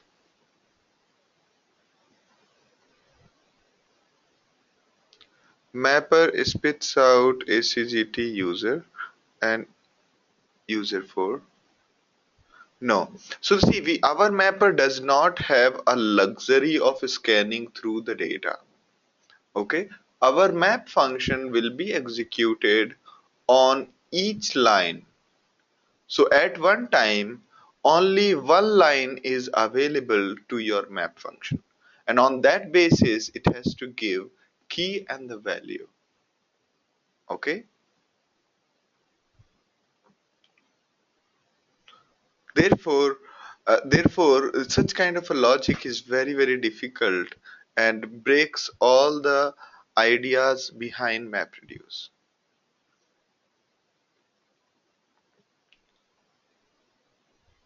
Now Vikas is saying need two MapReduce programs. Number one, first MapReduce, mapper key original word and the user, and also key reverse of the word and user. Okay, so basically you have given two key values. Okay,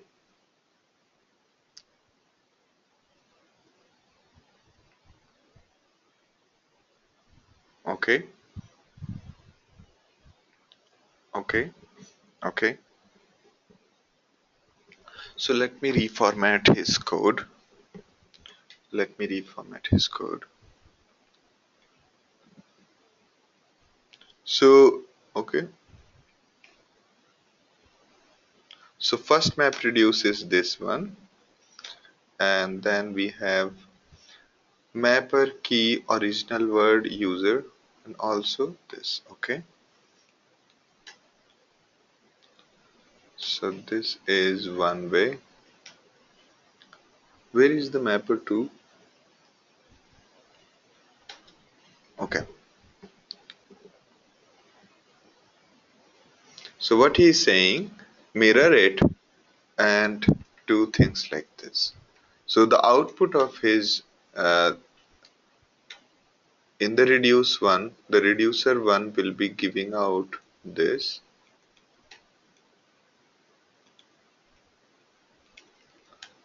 Yes. Alright. In the second I have in this one and map here sort the users list and keep it as value. Okay. And the sequence will be concatenated. Okay. That is a good approach. So I think I got what he's trying to do. Okay. So what he's saying that in the second case, first what he has done is he has for each row, say user one ACGT, he has generated two keys. One is DNA and then the user ID. Then second is the reverse of the DNA, then the user ID. In the same way for the user two as well. Okay. I think you mean to say here user two. All right.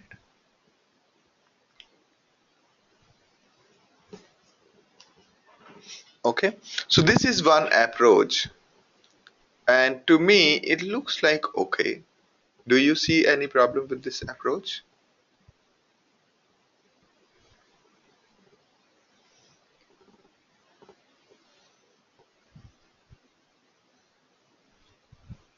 All right. Okay, I'll keep this as one approach. And all right, any other one? Kirti is saying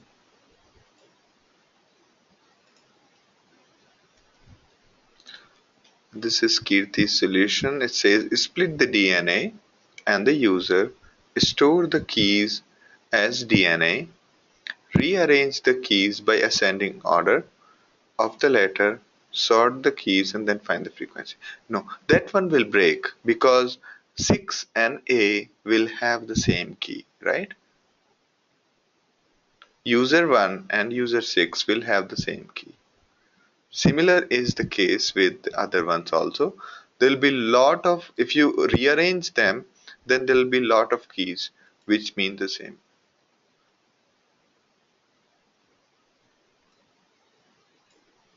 Aruna's question is that can we give key as an array containing DNA and reverse DNA? Yes, we can do that.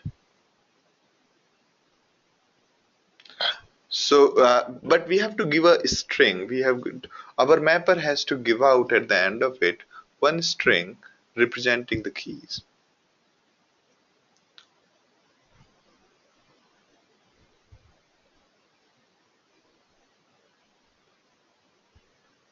But yeah, for time being, let's say instead of a string, we form a string by say DNA dash reverse of DNA. Okay, is that what you meant to say? When you say array, we can say DNA dash reverse of DNA, right?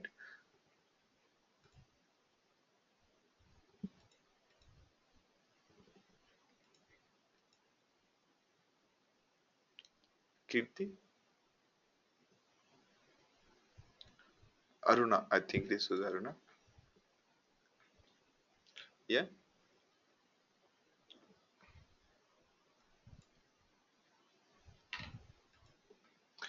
All right. Sounds like a good approach, but if anyone are present, count will be increased. All right. All right. So anybody else? Anybody else? This is a little tricky one. So we have to find the DNA sequence of people who have either the identical DNA or the mirror image. So the previous approach, who okay, this approach looks okay to me. Vikas Kandam's approach. Another approach is mapper is an array, word and reverse, sort array in ascending order. Okay, okay. So this is another approach. Do you think it makes sense? Do you think it makes sense?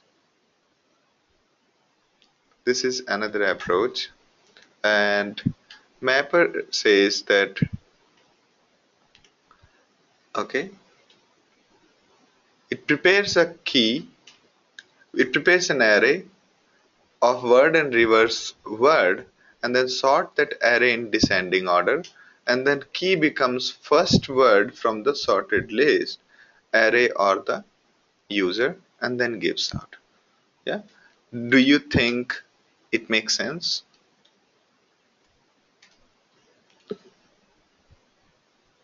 So what he's saying is that take a DNA, take a DNA and reverse it out of a DNA and the reverse of it, whichever is greater, pick that one. That's what you're saying, right?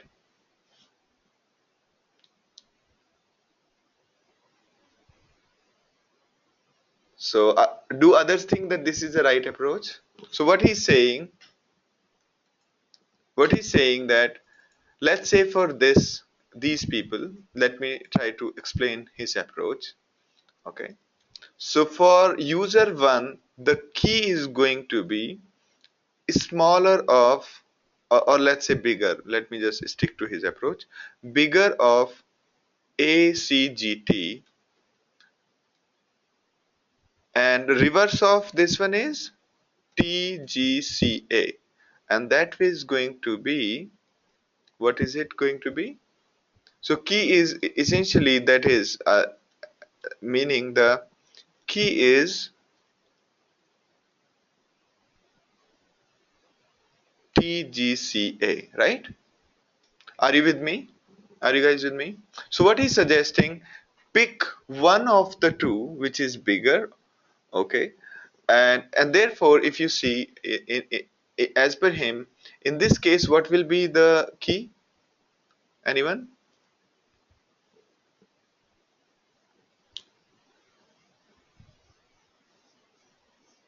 So Sean is saying that sort the DNA like anagram problem earlier, but in those cases,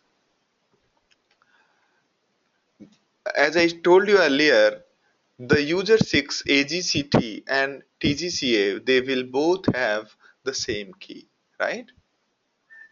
They all have ACGT as the key, but we do not want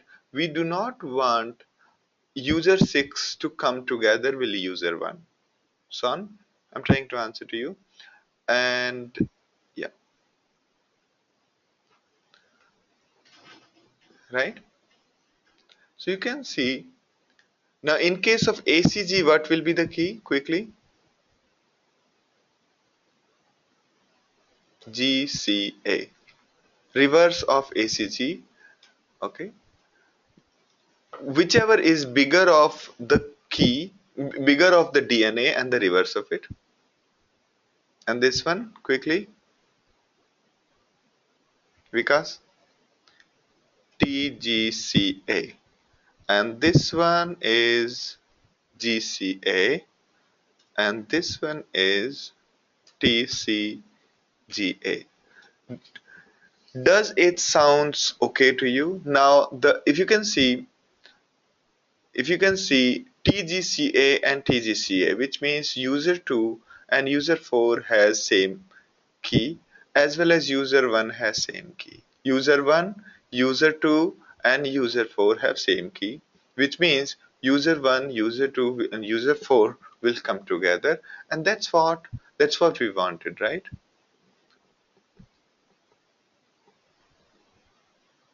Okay, sounds confusing to you? No? All right. So should we accept this approach?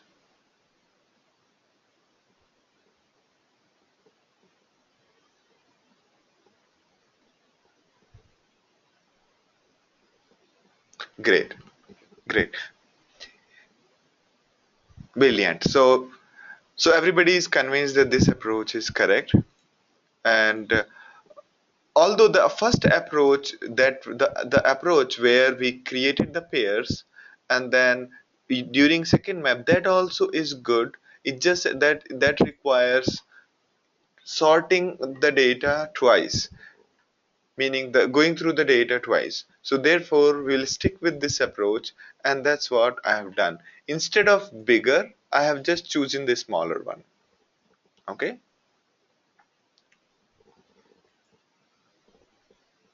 And rest of the approach is same. Does anybody wants me to explain again?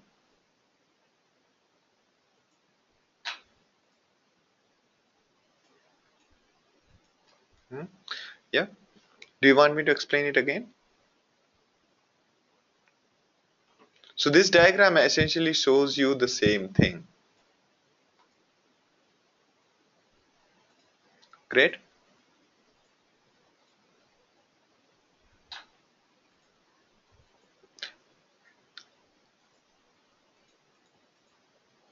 All right. So nobody wants me to explain. Okay. Let me move ahead before. All right. Okay. So the fourth question is little more tricky, and here the question is, although for a database person this question is pretty simple,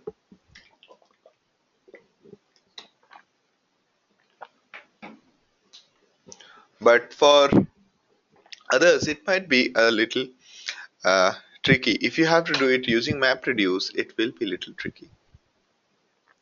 So there is this unusual democracy where everyone is not equal.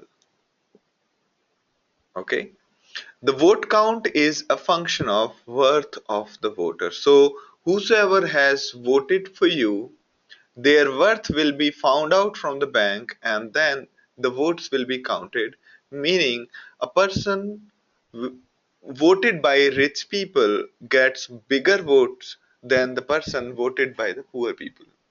Okay, so this is an unusual democracy where everyone is not equal. Okay, if A has got a worth of 5 and B has got a worth of B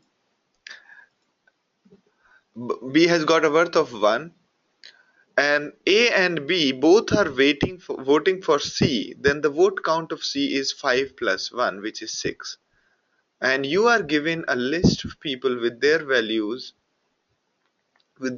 of vote, and you are given another list describing who voted for who. Now both lists are humongously big, and what you need to do is find the resulting count. You have to do the vote count. Now you can see in this example, A and B both voted for C, and A's worth is 5, B's worth is 1. That means C has got a vote of 6. C voted for F and C's value is 11. Okay, therefore F's vote count is 11. A voted for B and A's worth is 5, and therefore B has got a vote count of 5. Now how do you do that? Okay. Also, before we talk about anything else, concatenating two data inputs is possible. While as we told you that when we tell Hadoop, that here is my map function, and my map function is going to give you the key and the value. And here's the reduce function who can summarize the values for a key. Here is my input folder. Remember, we are talking about input folder or input files. We can say that these are multiple files, and Hadoop will basically concatenate those two files and start operating on that input as if these two files are are a single file. Okay, so that's how Hadoop works. If you give multiple files, it basically concatenates them and then runs map on those. Or you can say that if you have got two blocks for first one and two blocks for the second file, Hadoop will run your map tasks on four nodes. All right. It will basically count all the blocks of all the files and then start executing mappers on all the blocks. Okay, so both list 1 and list 2 are in HDFS. Anybody?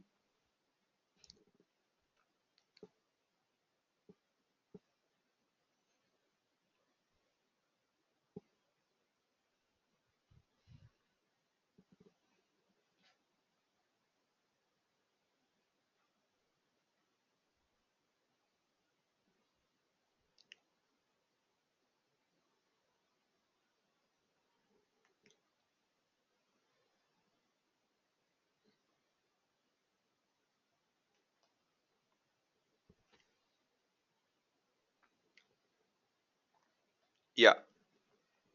I'm waiting for you guys to come up with the answers. Yeah. So Robert, are you able to hear me? Okay. Question is you have got these two lists, list 1 and list 2. List 1 contains who voted for who, and list 2 contains the worth of each voter, the worth of each voter, and you have to find out the vote count, and here the vote count is the summation of all the voters for a votee.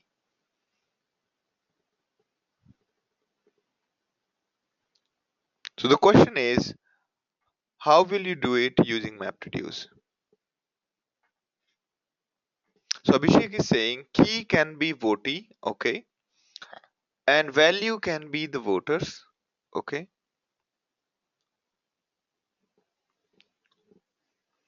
And to your input program, you can say that my input file is list1 comma list2. So your map function will consider both list1 and list2 as the single file and will get one line at a time.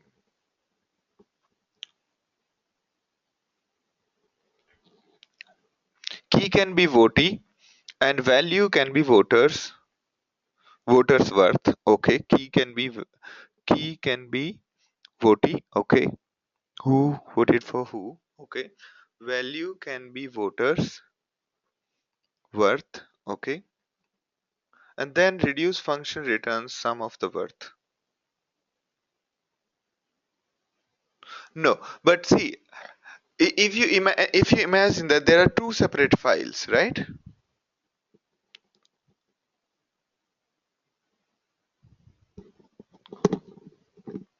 So your map function, so what is your file, what is your input data? List 1 and list 2, right? List 1 and list 2 will be not like they are not joined, they will be concatenated as in a file list 1 will come first and list 2 will come afterwards.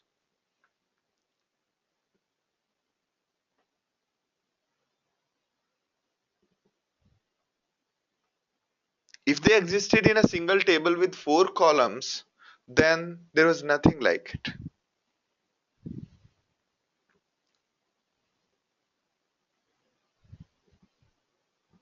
Okay,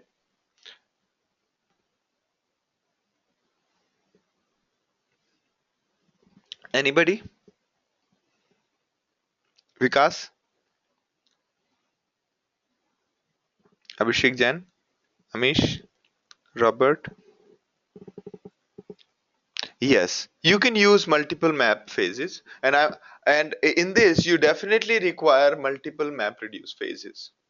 Okay, there are always multiple map reduce phases in the sense that uh, the resultant of one map reduce phase will go to HDFS, and then for the next map reduce phase, that file will become the input.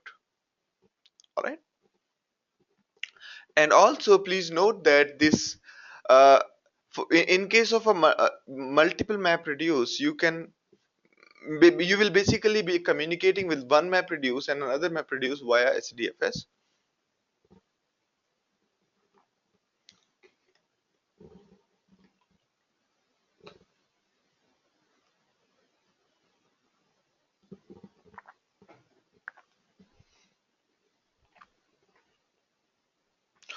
If in a map reduce phase you want to say that my map does not do anything, you just take the input line as is and put it in the output.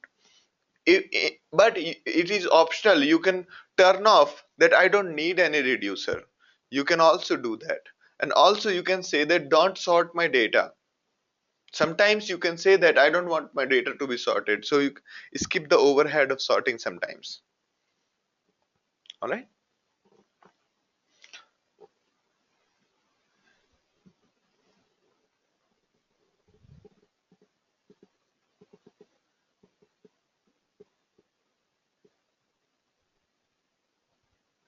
Okay. In first case, also when you are specifying your map reduce, right, you have to tell me what is the input file, whether it's list 1 or list 2. Yeah, Lingley.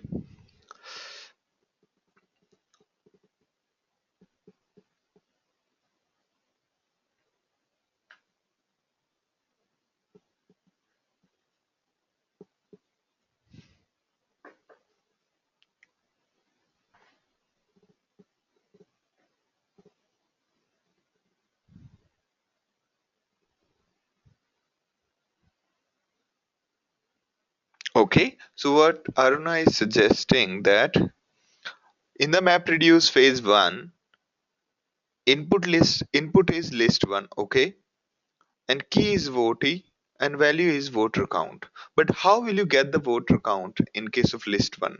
When you are operating on list 1, how will you get the voter count? You will load the list 2 into the memory, or how will you do that?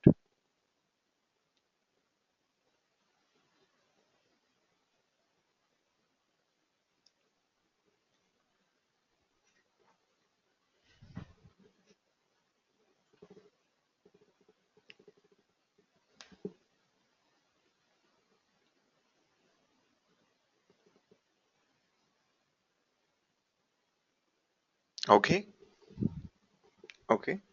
So we have got the count of votee, the count of voters.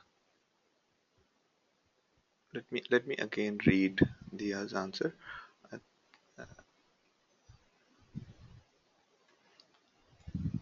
Looks good, looks good. Some of you are doing a pretty good job. You're doing a great job actually. Alright, so the question number 4. We are talking about question number 4, the strange democracy. Strange democracy.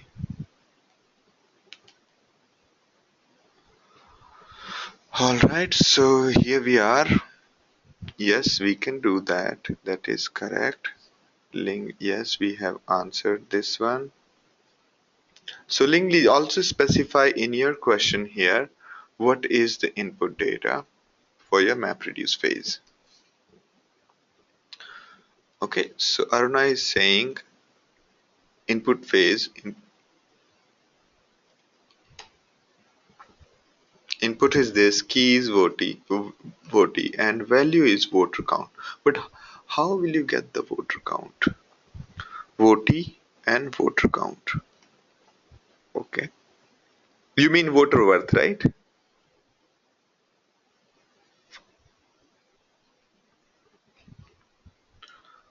All right. Count of voters. Okay, count of voters. All the voters who have done this. But how will you get that? That's the question. Now Nitin's answer is that in case of map phase 1, what we do is we make key as the votee, okay, key as C, value as A comma B, and in case of map 2, the key is C and the value is 5 plus 6.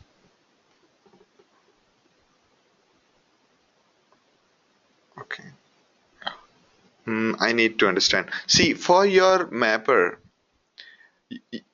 every time, every time all you'll get is AC, BC, CF, AB, as well as you will get in your, if you're running on list 2, you will get these two at the same time. And when you're running on list 1 and list 2 together, map function will get this and all of this. Now, okay.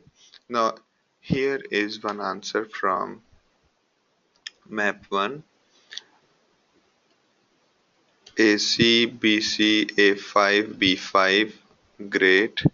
And the reduce becomes A, C5, B, C1. Okay, good, good. Key is C, value is 5, C. Okay, it's actually a little difficult for me.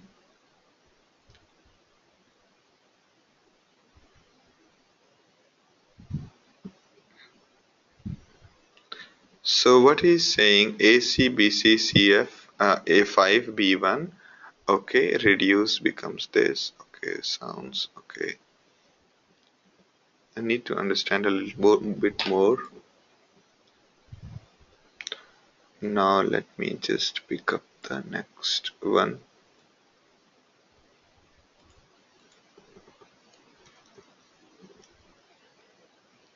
Alright, here is Abhishek Verma's answers. Both list, okay. Map is getting both list. Okay, that is your input for this. So your input is both list. And here you will get one line at a time. Key value is voter and votee, voter, votee, and voter value. Okay, okay, good, good. So AC, BC, A5, similar to what above done. And then in reducer you get this, okay, is awesome, awesome. This is good. I think he's also trying to do the similar thing.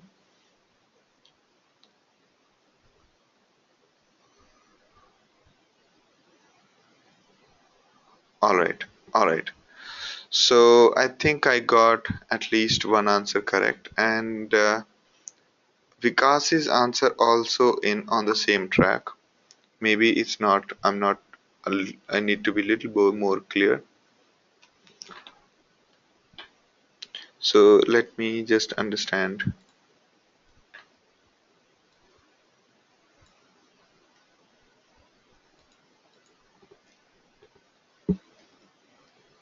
So here, this is Sandhya's answer. Input is list 1, comma list 2. Key is voter. Okay, okay. Map 1's output will be brilliant.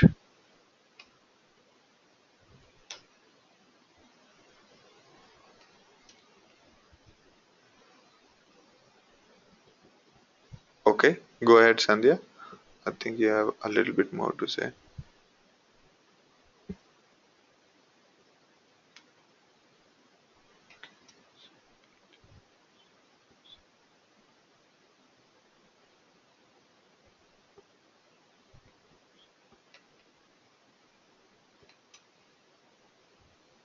Okay. All right, I think I got it. I think I got it. So C5 and C1. Okay. So you mean to say, okay, so it'll be, you mean to say that C and 5. So the map here would do nothing basically, will pass, right? In the second phase. All right, I got two, at least two answers. Brilliant. So don't get intimidated. I'm okay with handling the complexity of reading everybody's code. So,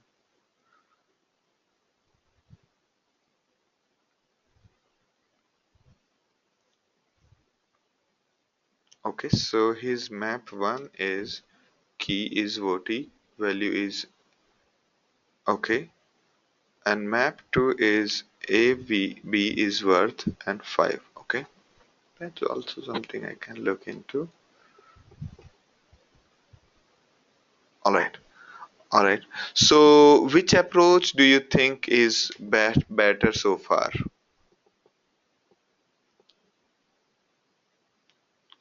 There are multiple approaches. Which one is correct? And though with those which are correct, do you think which one is better so far? All of you?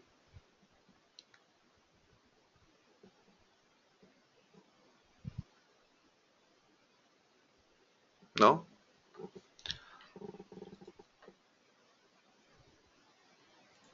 No judgment? All right. So, okay. So I need to maybe pay a little bit more attention to your answers. I think I've tried my best, and I'll maybe once I'm in free time, then you can also write your approach in the subjective questions, and I can review that. All right. So let me describe it now.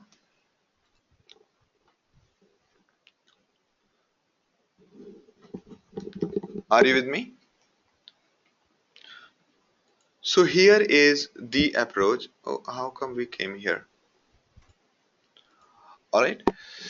So this is the approach I am talking about. The approach by Vikas and Abhishek Verma, and there was at least one more person who gave the same answer. Okay. So this approach is like this.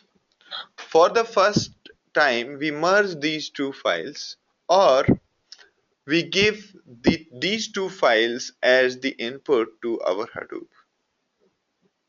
Hadoop will think that these two files are concatenated and will run our mapper function easily. Okay. So in the first case, what we are going to do is, this is our key, this is our value, this is our key, this is our value. So this is our key and value separated by some space. Okay. So we have just concatenated list 1 and list 2. And this first column is the key, second column is the value. So when we pass it to Hadoop, what is Hadoop going to do? Hadoop is going to group it by the key. Okay. So the and worth and the person who they voted, worth and the votee are going to be grouped together. Meaning for A as key, it's C, B, and 5. Right? For A as the key, the values are 5, C, and B. Right? So they are going to be together like this. Similarly, for value B, these two values are going to be together, and for C, 11 and F are going to be together, and for D, 12 is going to be alone, and so on. Sounds good?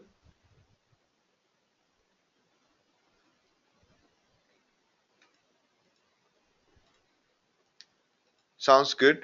Alright, alright. Now here, after this, in the reduce phase, so this was our map phase. After map phase, we gave out these key values, Hadoop sorted them and brought all the values together for A. Similarly for B, similarly for C and D.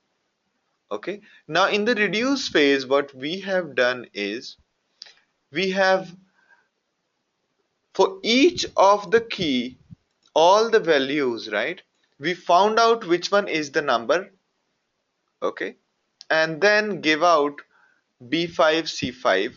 We found out 5 and then we give out B5 and C5. Similarly, for 1C, we gave out C1. For 11F, we gave out F11. For 12, okay, what does it actually mean? What does it signify? Okay, great, great. Now, what does it signify to us? It means A, whose worth is 5, has voted for B and C. This is what it means, right? A voted for C and B. If we did not include the list 2 and we just include did re- m- do only the list 1, what will happen is it will bring all the people who A voted for together. Similarly, when we have concatenated these two files together and then passed it to Hadoop, marking the first column as the key and the second column as the value, then what is Hadoop going to do with this is it brought these values together, the worth and the people who A voted. All the votees of A, all the people who A voted for, as well as the A's worth are grouped together. Now in the reduce phase, each key value pair will be passed to the reduce function, and in the reduce function what we are going to do is, because of A's voting, B has got 5, C has got 5. Because of A's voting, B has got 5, C has got 5. Because of B's voting, C has got 1 vote. Because of C's voting, F has got 11. Because of D's voting, nobody has got anything. Because of F's voting, F's worth is not there, okay? Therefore, C got nothing because of this, okay? Now, that's what we have done now. We have listed down B5, C5, C1, F1. Now, grouping on the first column and summing the second value will give us the total worth.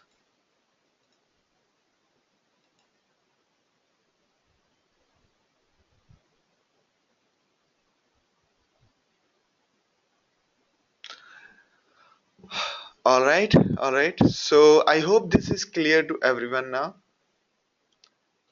So, Ramesh's question is, maybe if you use the values voter 1, comma voter 2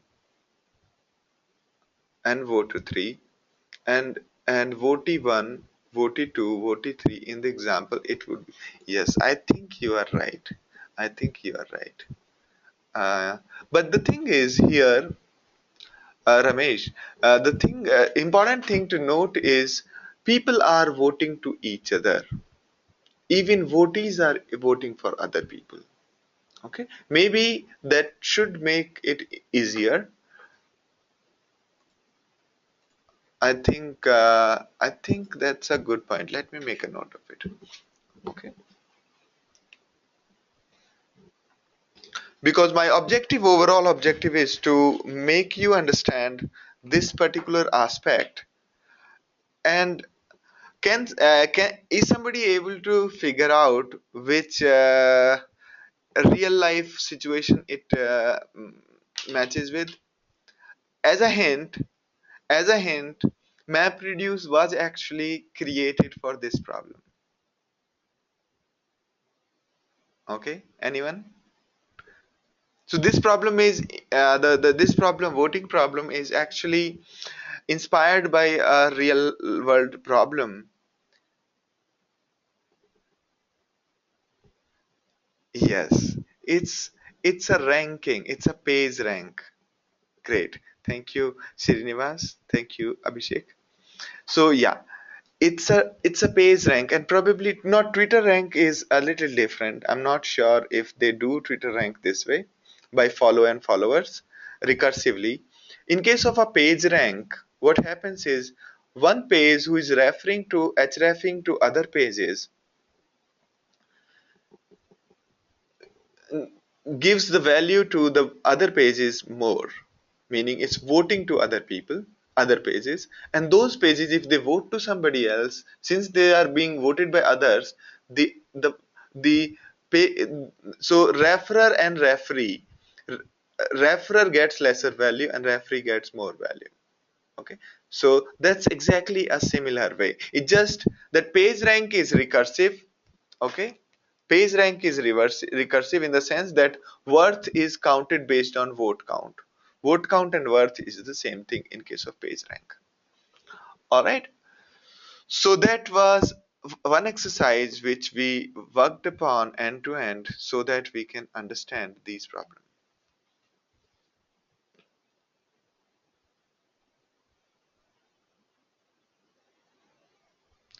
Can it be an example where they are trying to find out the sentiments of the voters or public based on election debates? Yes, definitely it should be. It should be. I mean, this rank is actually pretty useful. You can use number of followers in terms of the influencer rating, and then in case influencer is saying that some person is going to win, there are high chances that the person is going to win because it has more yeah, you know.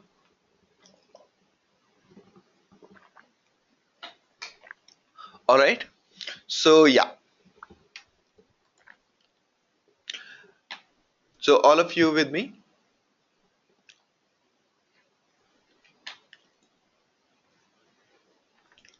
All right, so this was a theoretical exercise. Now all of you please answer these questions in your own words.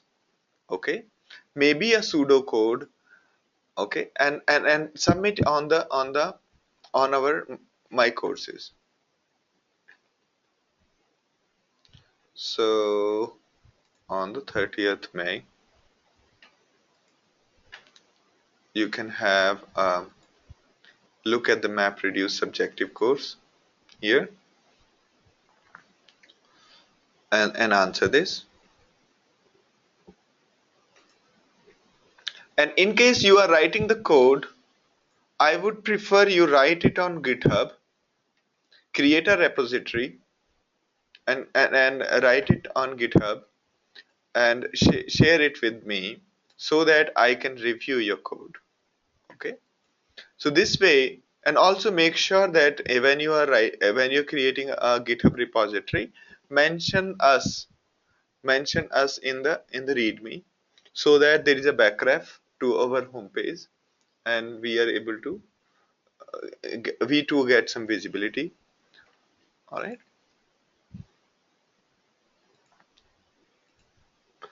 So one is that if you're writing the code, write it on GitHub, create a proper project. That way you will learn few more things. First, you will learn what is Git.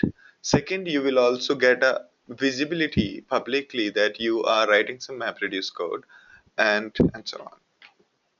Okay. The date due, every date is mentioned here, Lingley. You can see that.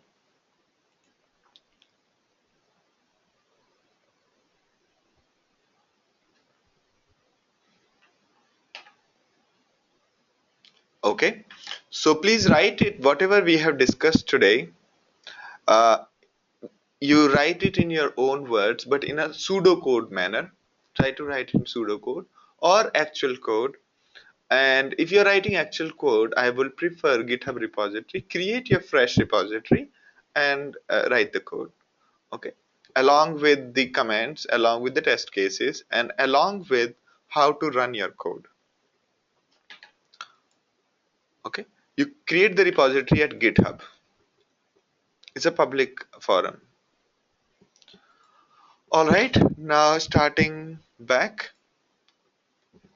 All right, so we have 10 minutes. In these next 10 minutes, we are going to discuss a easier thing called streaming job. Before we jump into Java way of writing MapReduce, so conceptually, everybody is clear about MapReduce, right? Is everybody clear about the MapReduce conceptually?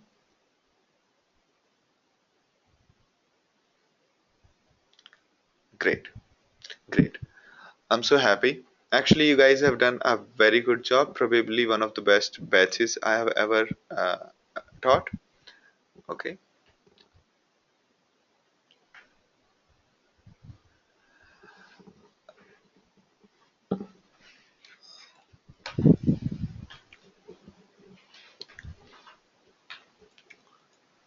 All right. So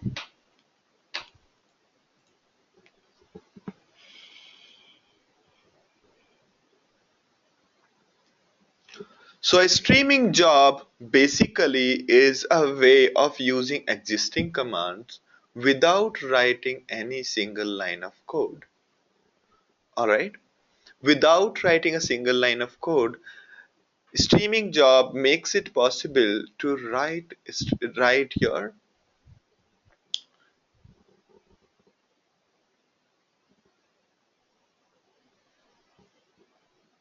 Oh, is it? So Nitin is saying I haven't heard about my email about 30-minute slot for Hadoop setup. I sent email twice. Oh. So which one did you send the email to? Let me try to schedule. Let me try to schedule. Let me try to find out why the emails are not landing to me.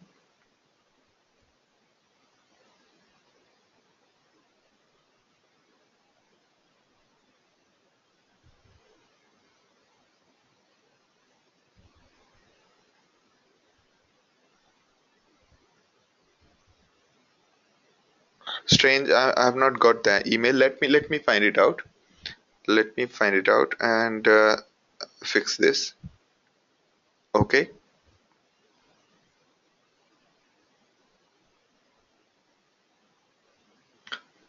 Okay. So all right. So in the meantime, please forward that your email to Sandeep at nobigdata.com. Okay. And let me try to figure this out. Is the email gone to spam or what has happened to the email? Okay. Ideally, you should have received a calendar event saying that this particular slot is chosen. Because I have been wondering that how come there has been only one student, probably Amish, who has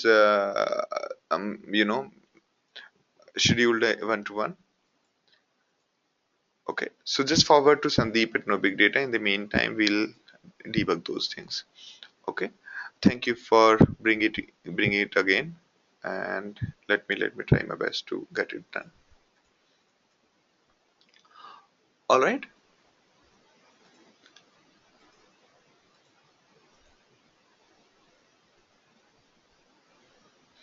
all right, good. So although most of you, like Amish, has already done whatever intended to do that, but good part is that we get to know more about you, and if you have any other questions, so one-on-one are helpful in those. All right. Now moving ahead. So we have a streaming job. So streaming jobs are good when you have any binary, any program which want to act like a mapper or reducer. At the end of it, if any program can take an input line by line and convert that into key value, then we are good to go. Okay. So let's have a look at this example. Here what we are saying is that input folder is this. So this is a common command. It says Hadoop jar execute the streaming.jar, meaning it's a library from Hadoop. It's a Java library from Hadoop which runs your commands as mapper and reducers. Okay, instead of you writing Java code, here you can specify any command as the mapper or any command as the reducer. For example, here we are saying this is our mapper sed command,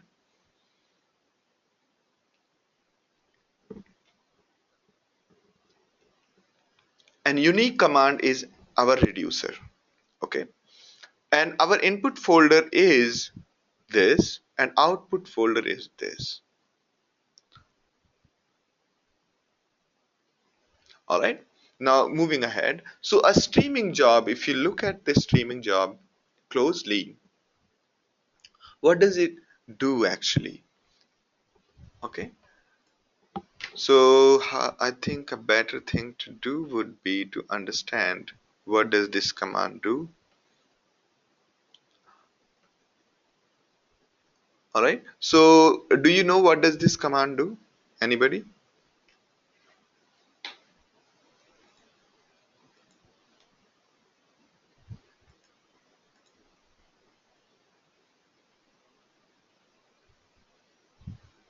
Replace space by a new line. All right.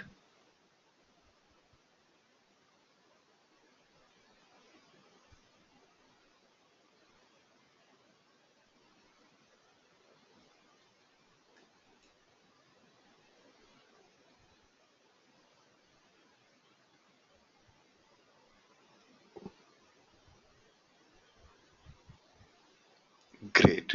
Great. So let's test it out. Okay. So how many of you know what is a pipeline in Unix? Okay. I think I should ask the other way. Uh, those who do not know about the Unix and the pipeline, let me know quickly.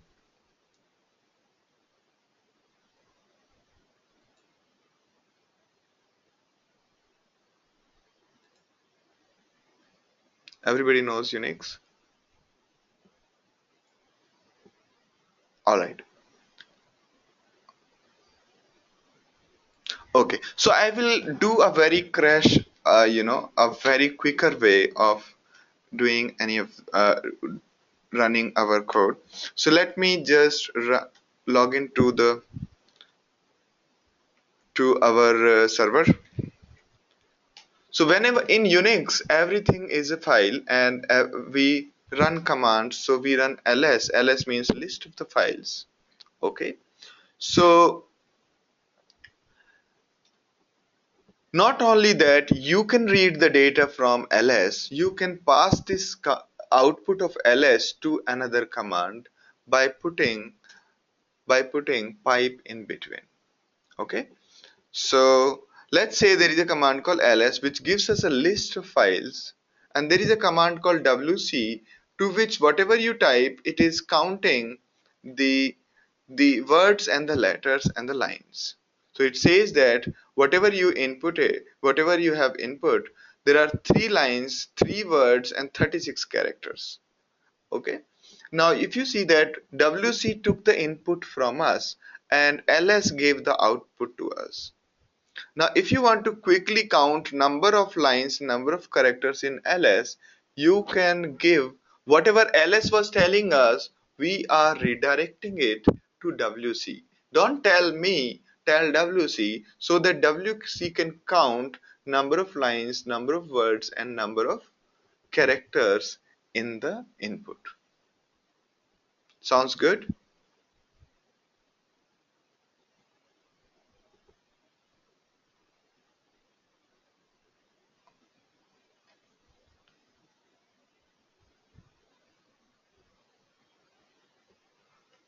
So you can further, if you further pass it to WC, it will say there is a 1 line, 3 words, and 4 plus 3 plus 3 plus 3.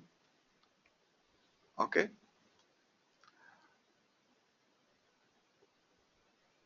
Okay. These many characters. So you can see that we can keep on doing WC as and when we want. Okay. All right. Now since their total number of characters are same, nothing is happening. So okay. Similarly, we can give the output of ls to another command called more, which will take the input from ls, and instead of showing everything in a single go, it will show us page wise. So now it is the more command which is taking input from us. All right. This is our pipelining. Now if I say echo something, it will print that thing on screen. Okay, this is a sentence. If I pipe it to WC, it will count number of characters in it and number of words in it. Now there is another command called sed. Sed is equivalent to control R or control F, where we say substitute something with something, and the syntax is this. So between first two slashes we type what is it that we are looking for. Here we are looking for a space, so I have typed space, and between second slashes we write what is it that we want to replace it with. We are saying replace it with /n. And now in the last one we can optionally specify uh, other options such as replace all. Okay, G means replace all. If you see, if don't we don't give the replace all, it's only replacing the first occurrence. All right, so this is how you can replace multiple characters in the input word. So we are able to break down a sentence into words. All right, now given this, we can further pass the output of this to a command called sort, which basically sorts the data. And here we can also write this is another sentence. Okay, so you can see that it has broken it down into one word per line and also ordered the data. Now there is another beautiful command called unique. Okay, unique basically finds the unique in the input. You can put unique minus c and it will show you the frequencies. So using this command, this sequence of command, we are able to break down our input. We are able to find frequencies in the input data. Sounds good?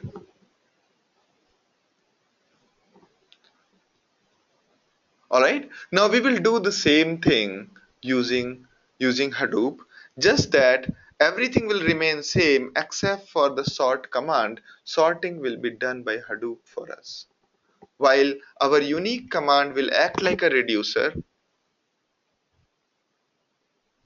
Alright, so I think we will end it here. Thank you, Robert, for reminding us. We will continue this discussion on streaming tomorrow. In the meantime, try attempting all these problems. If you get stuck, let me know. Alright,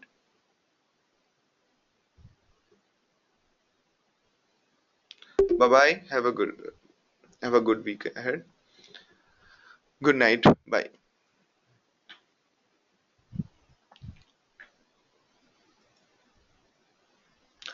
Alright.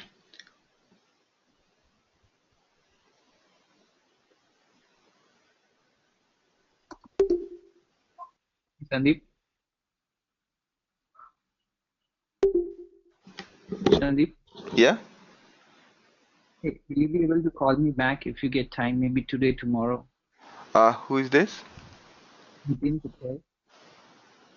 You are?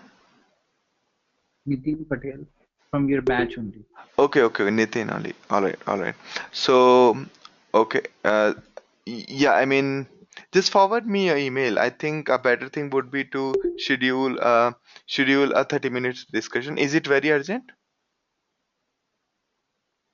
No, it's not very urgent. Maybe we can talk tomorrow also, or maybe day after tomorrow. Okay. Because Right? yeah, because I know you will see it. I have a packed schedule from tomorrow and onwards. So that's why I need to do a little bit of a time management. Yeah, All right. maybe we can talk during a 30 minutes session, right? Okay. All right. Right. Yeah. Good night. Take care. Okay. Bye.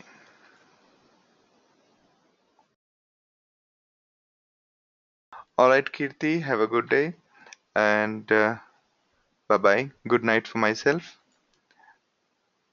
Thank you very much.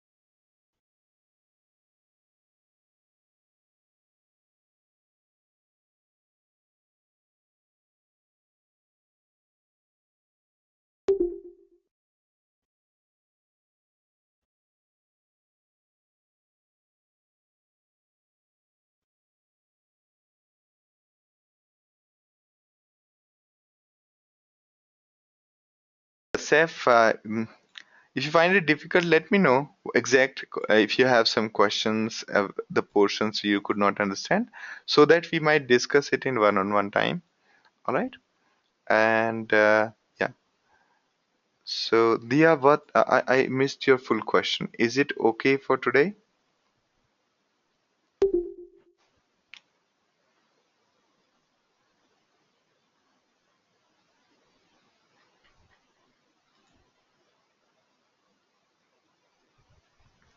Yeah, we have finished today. Yeah,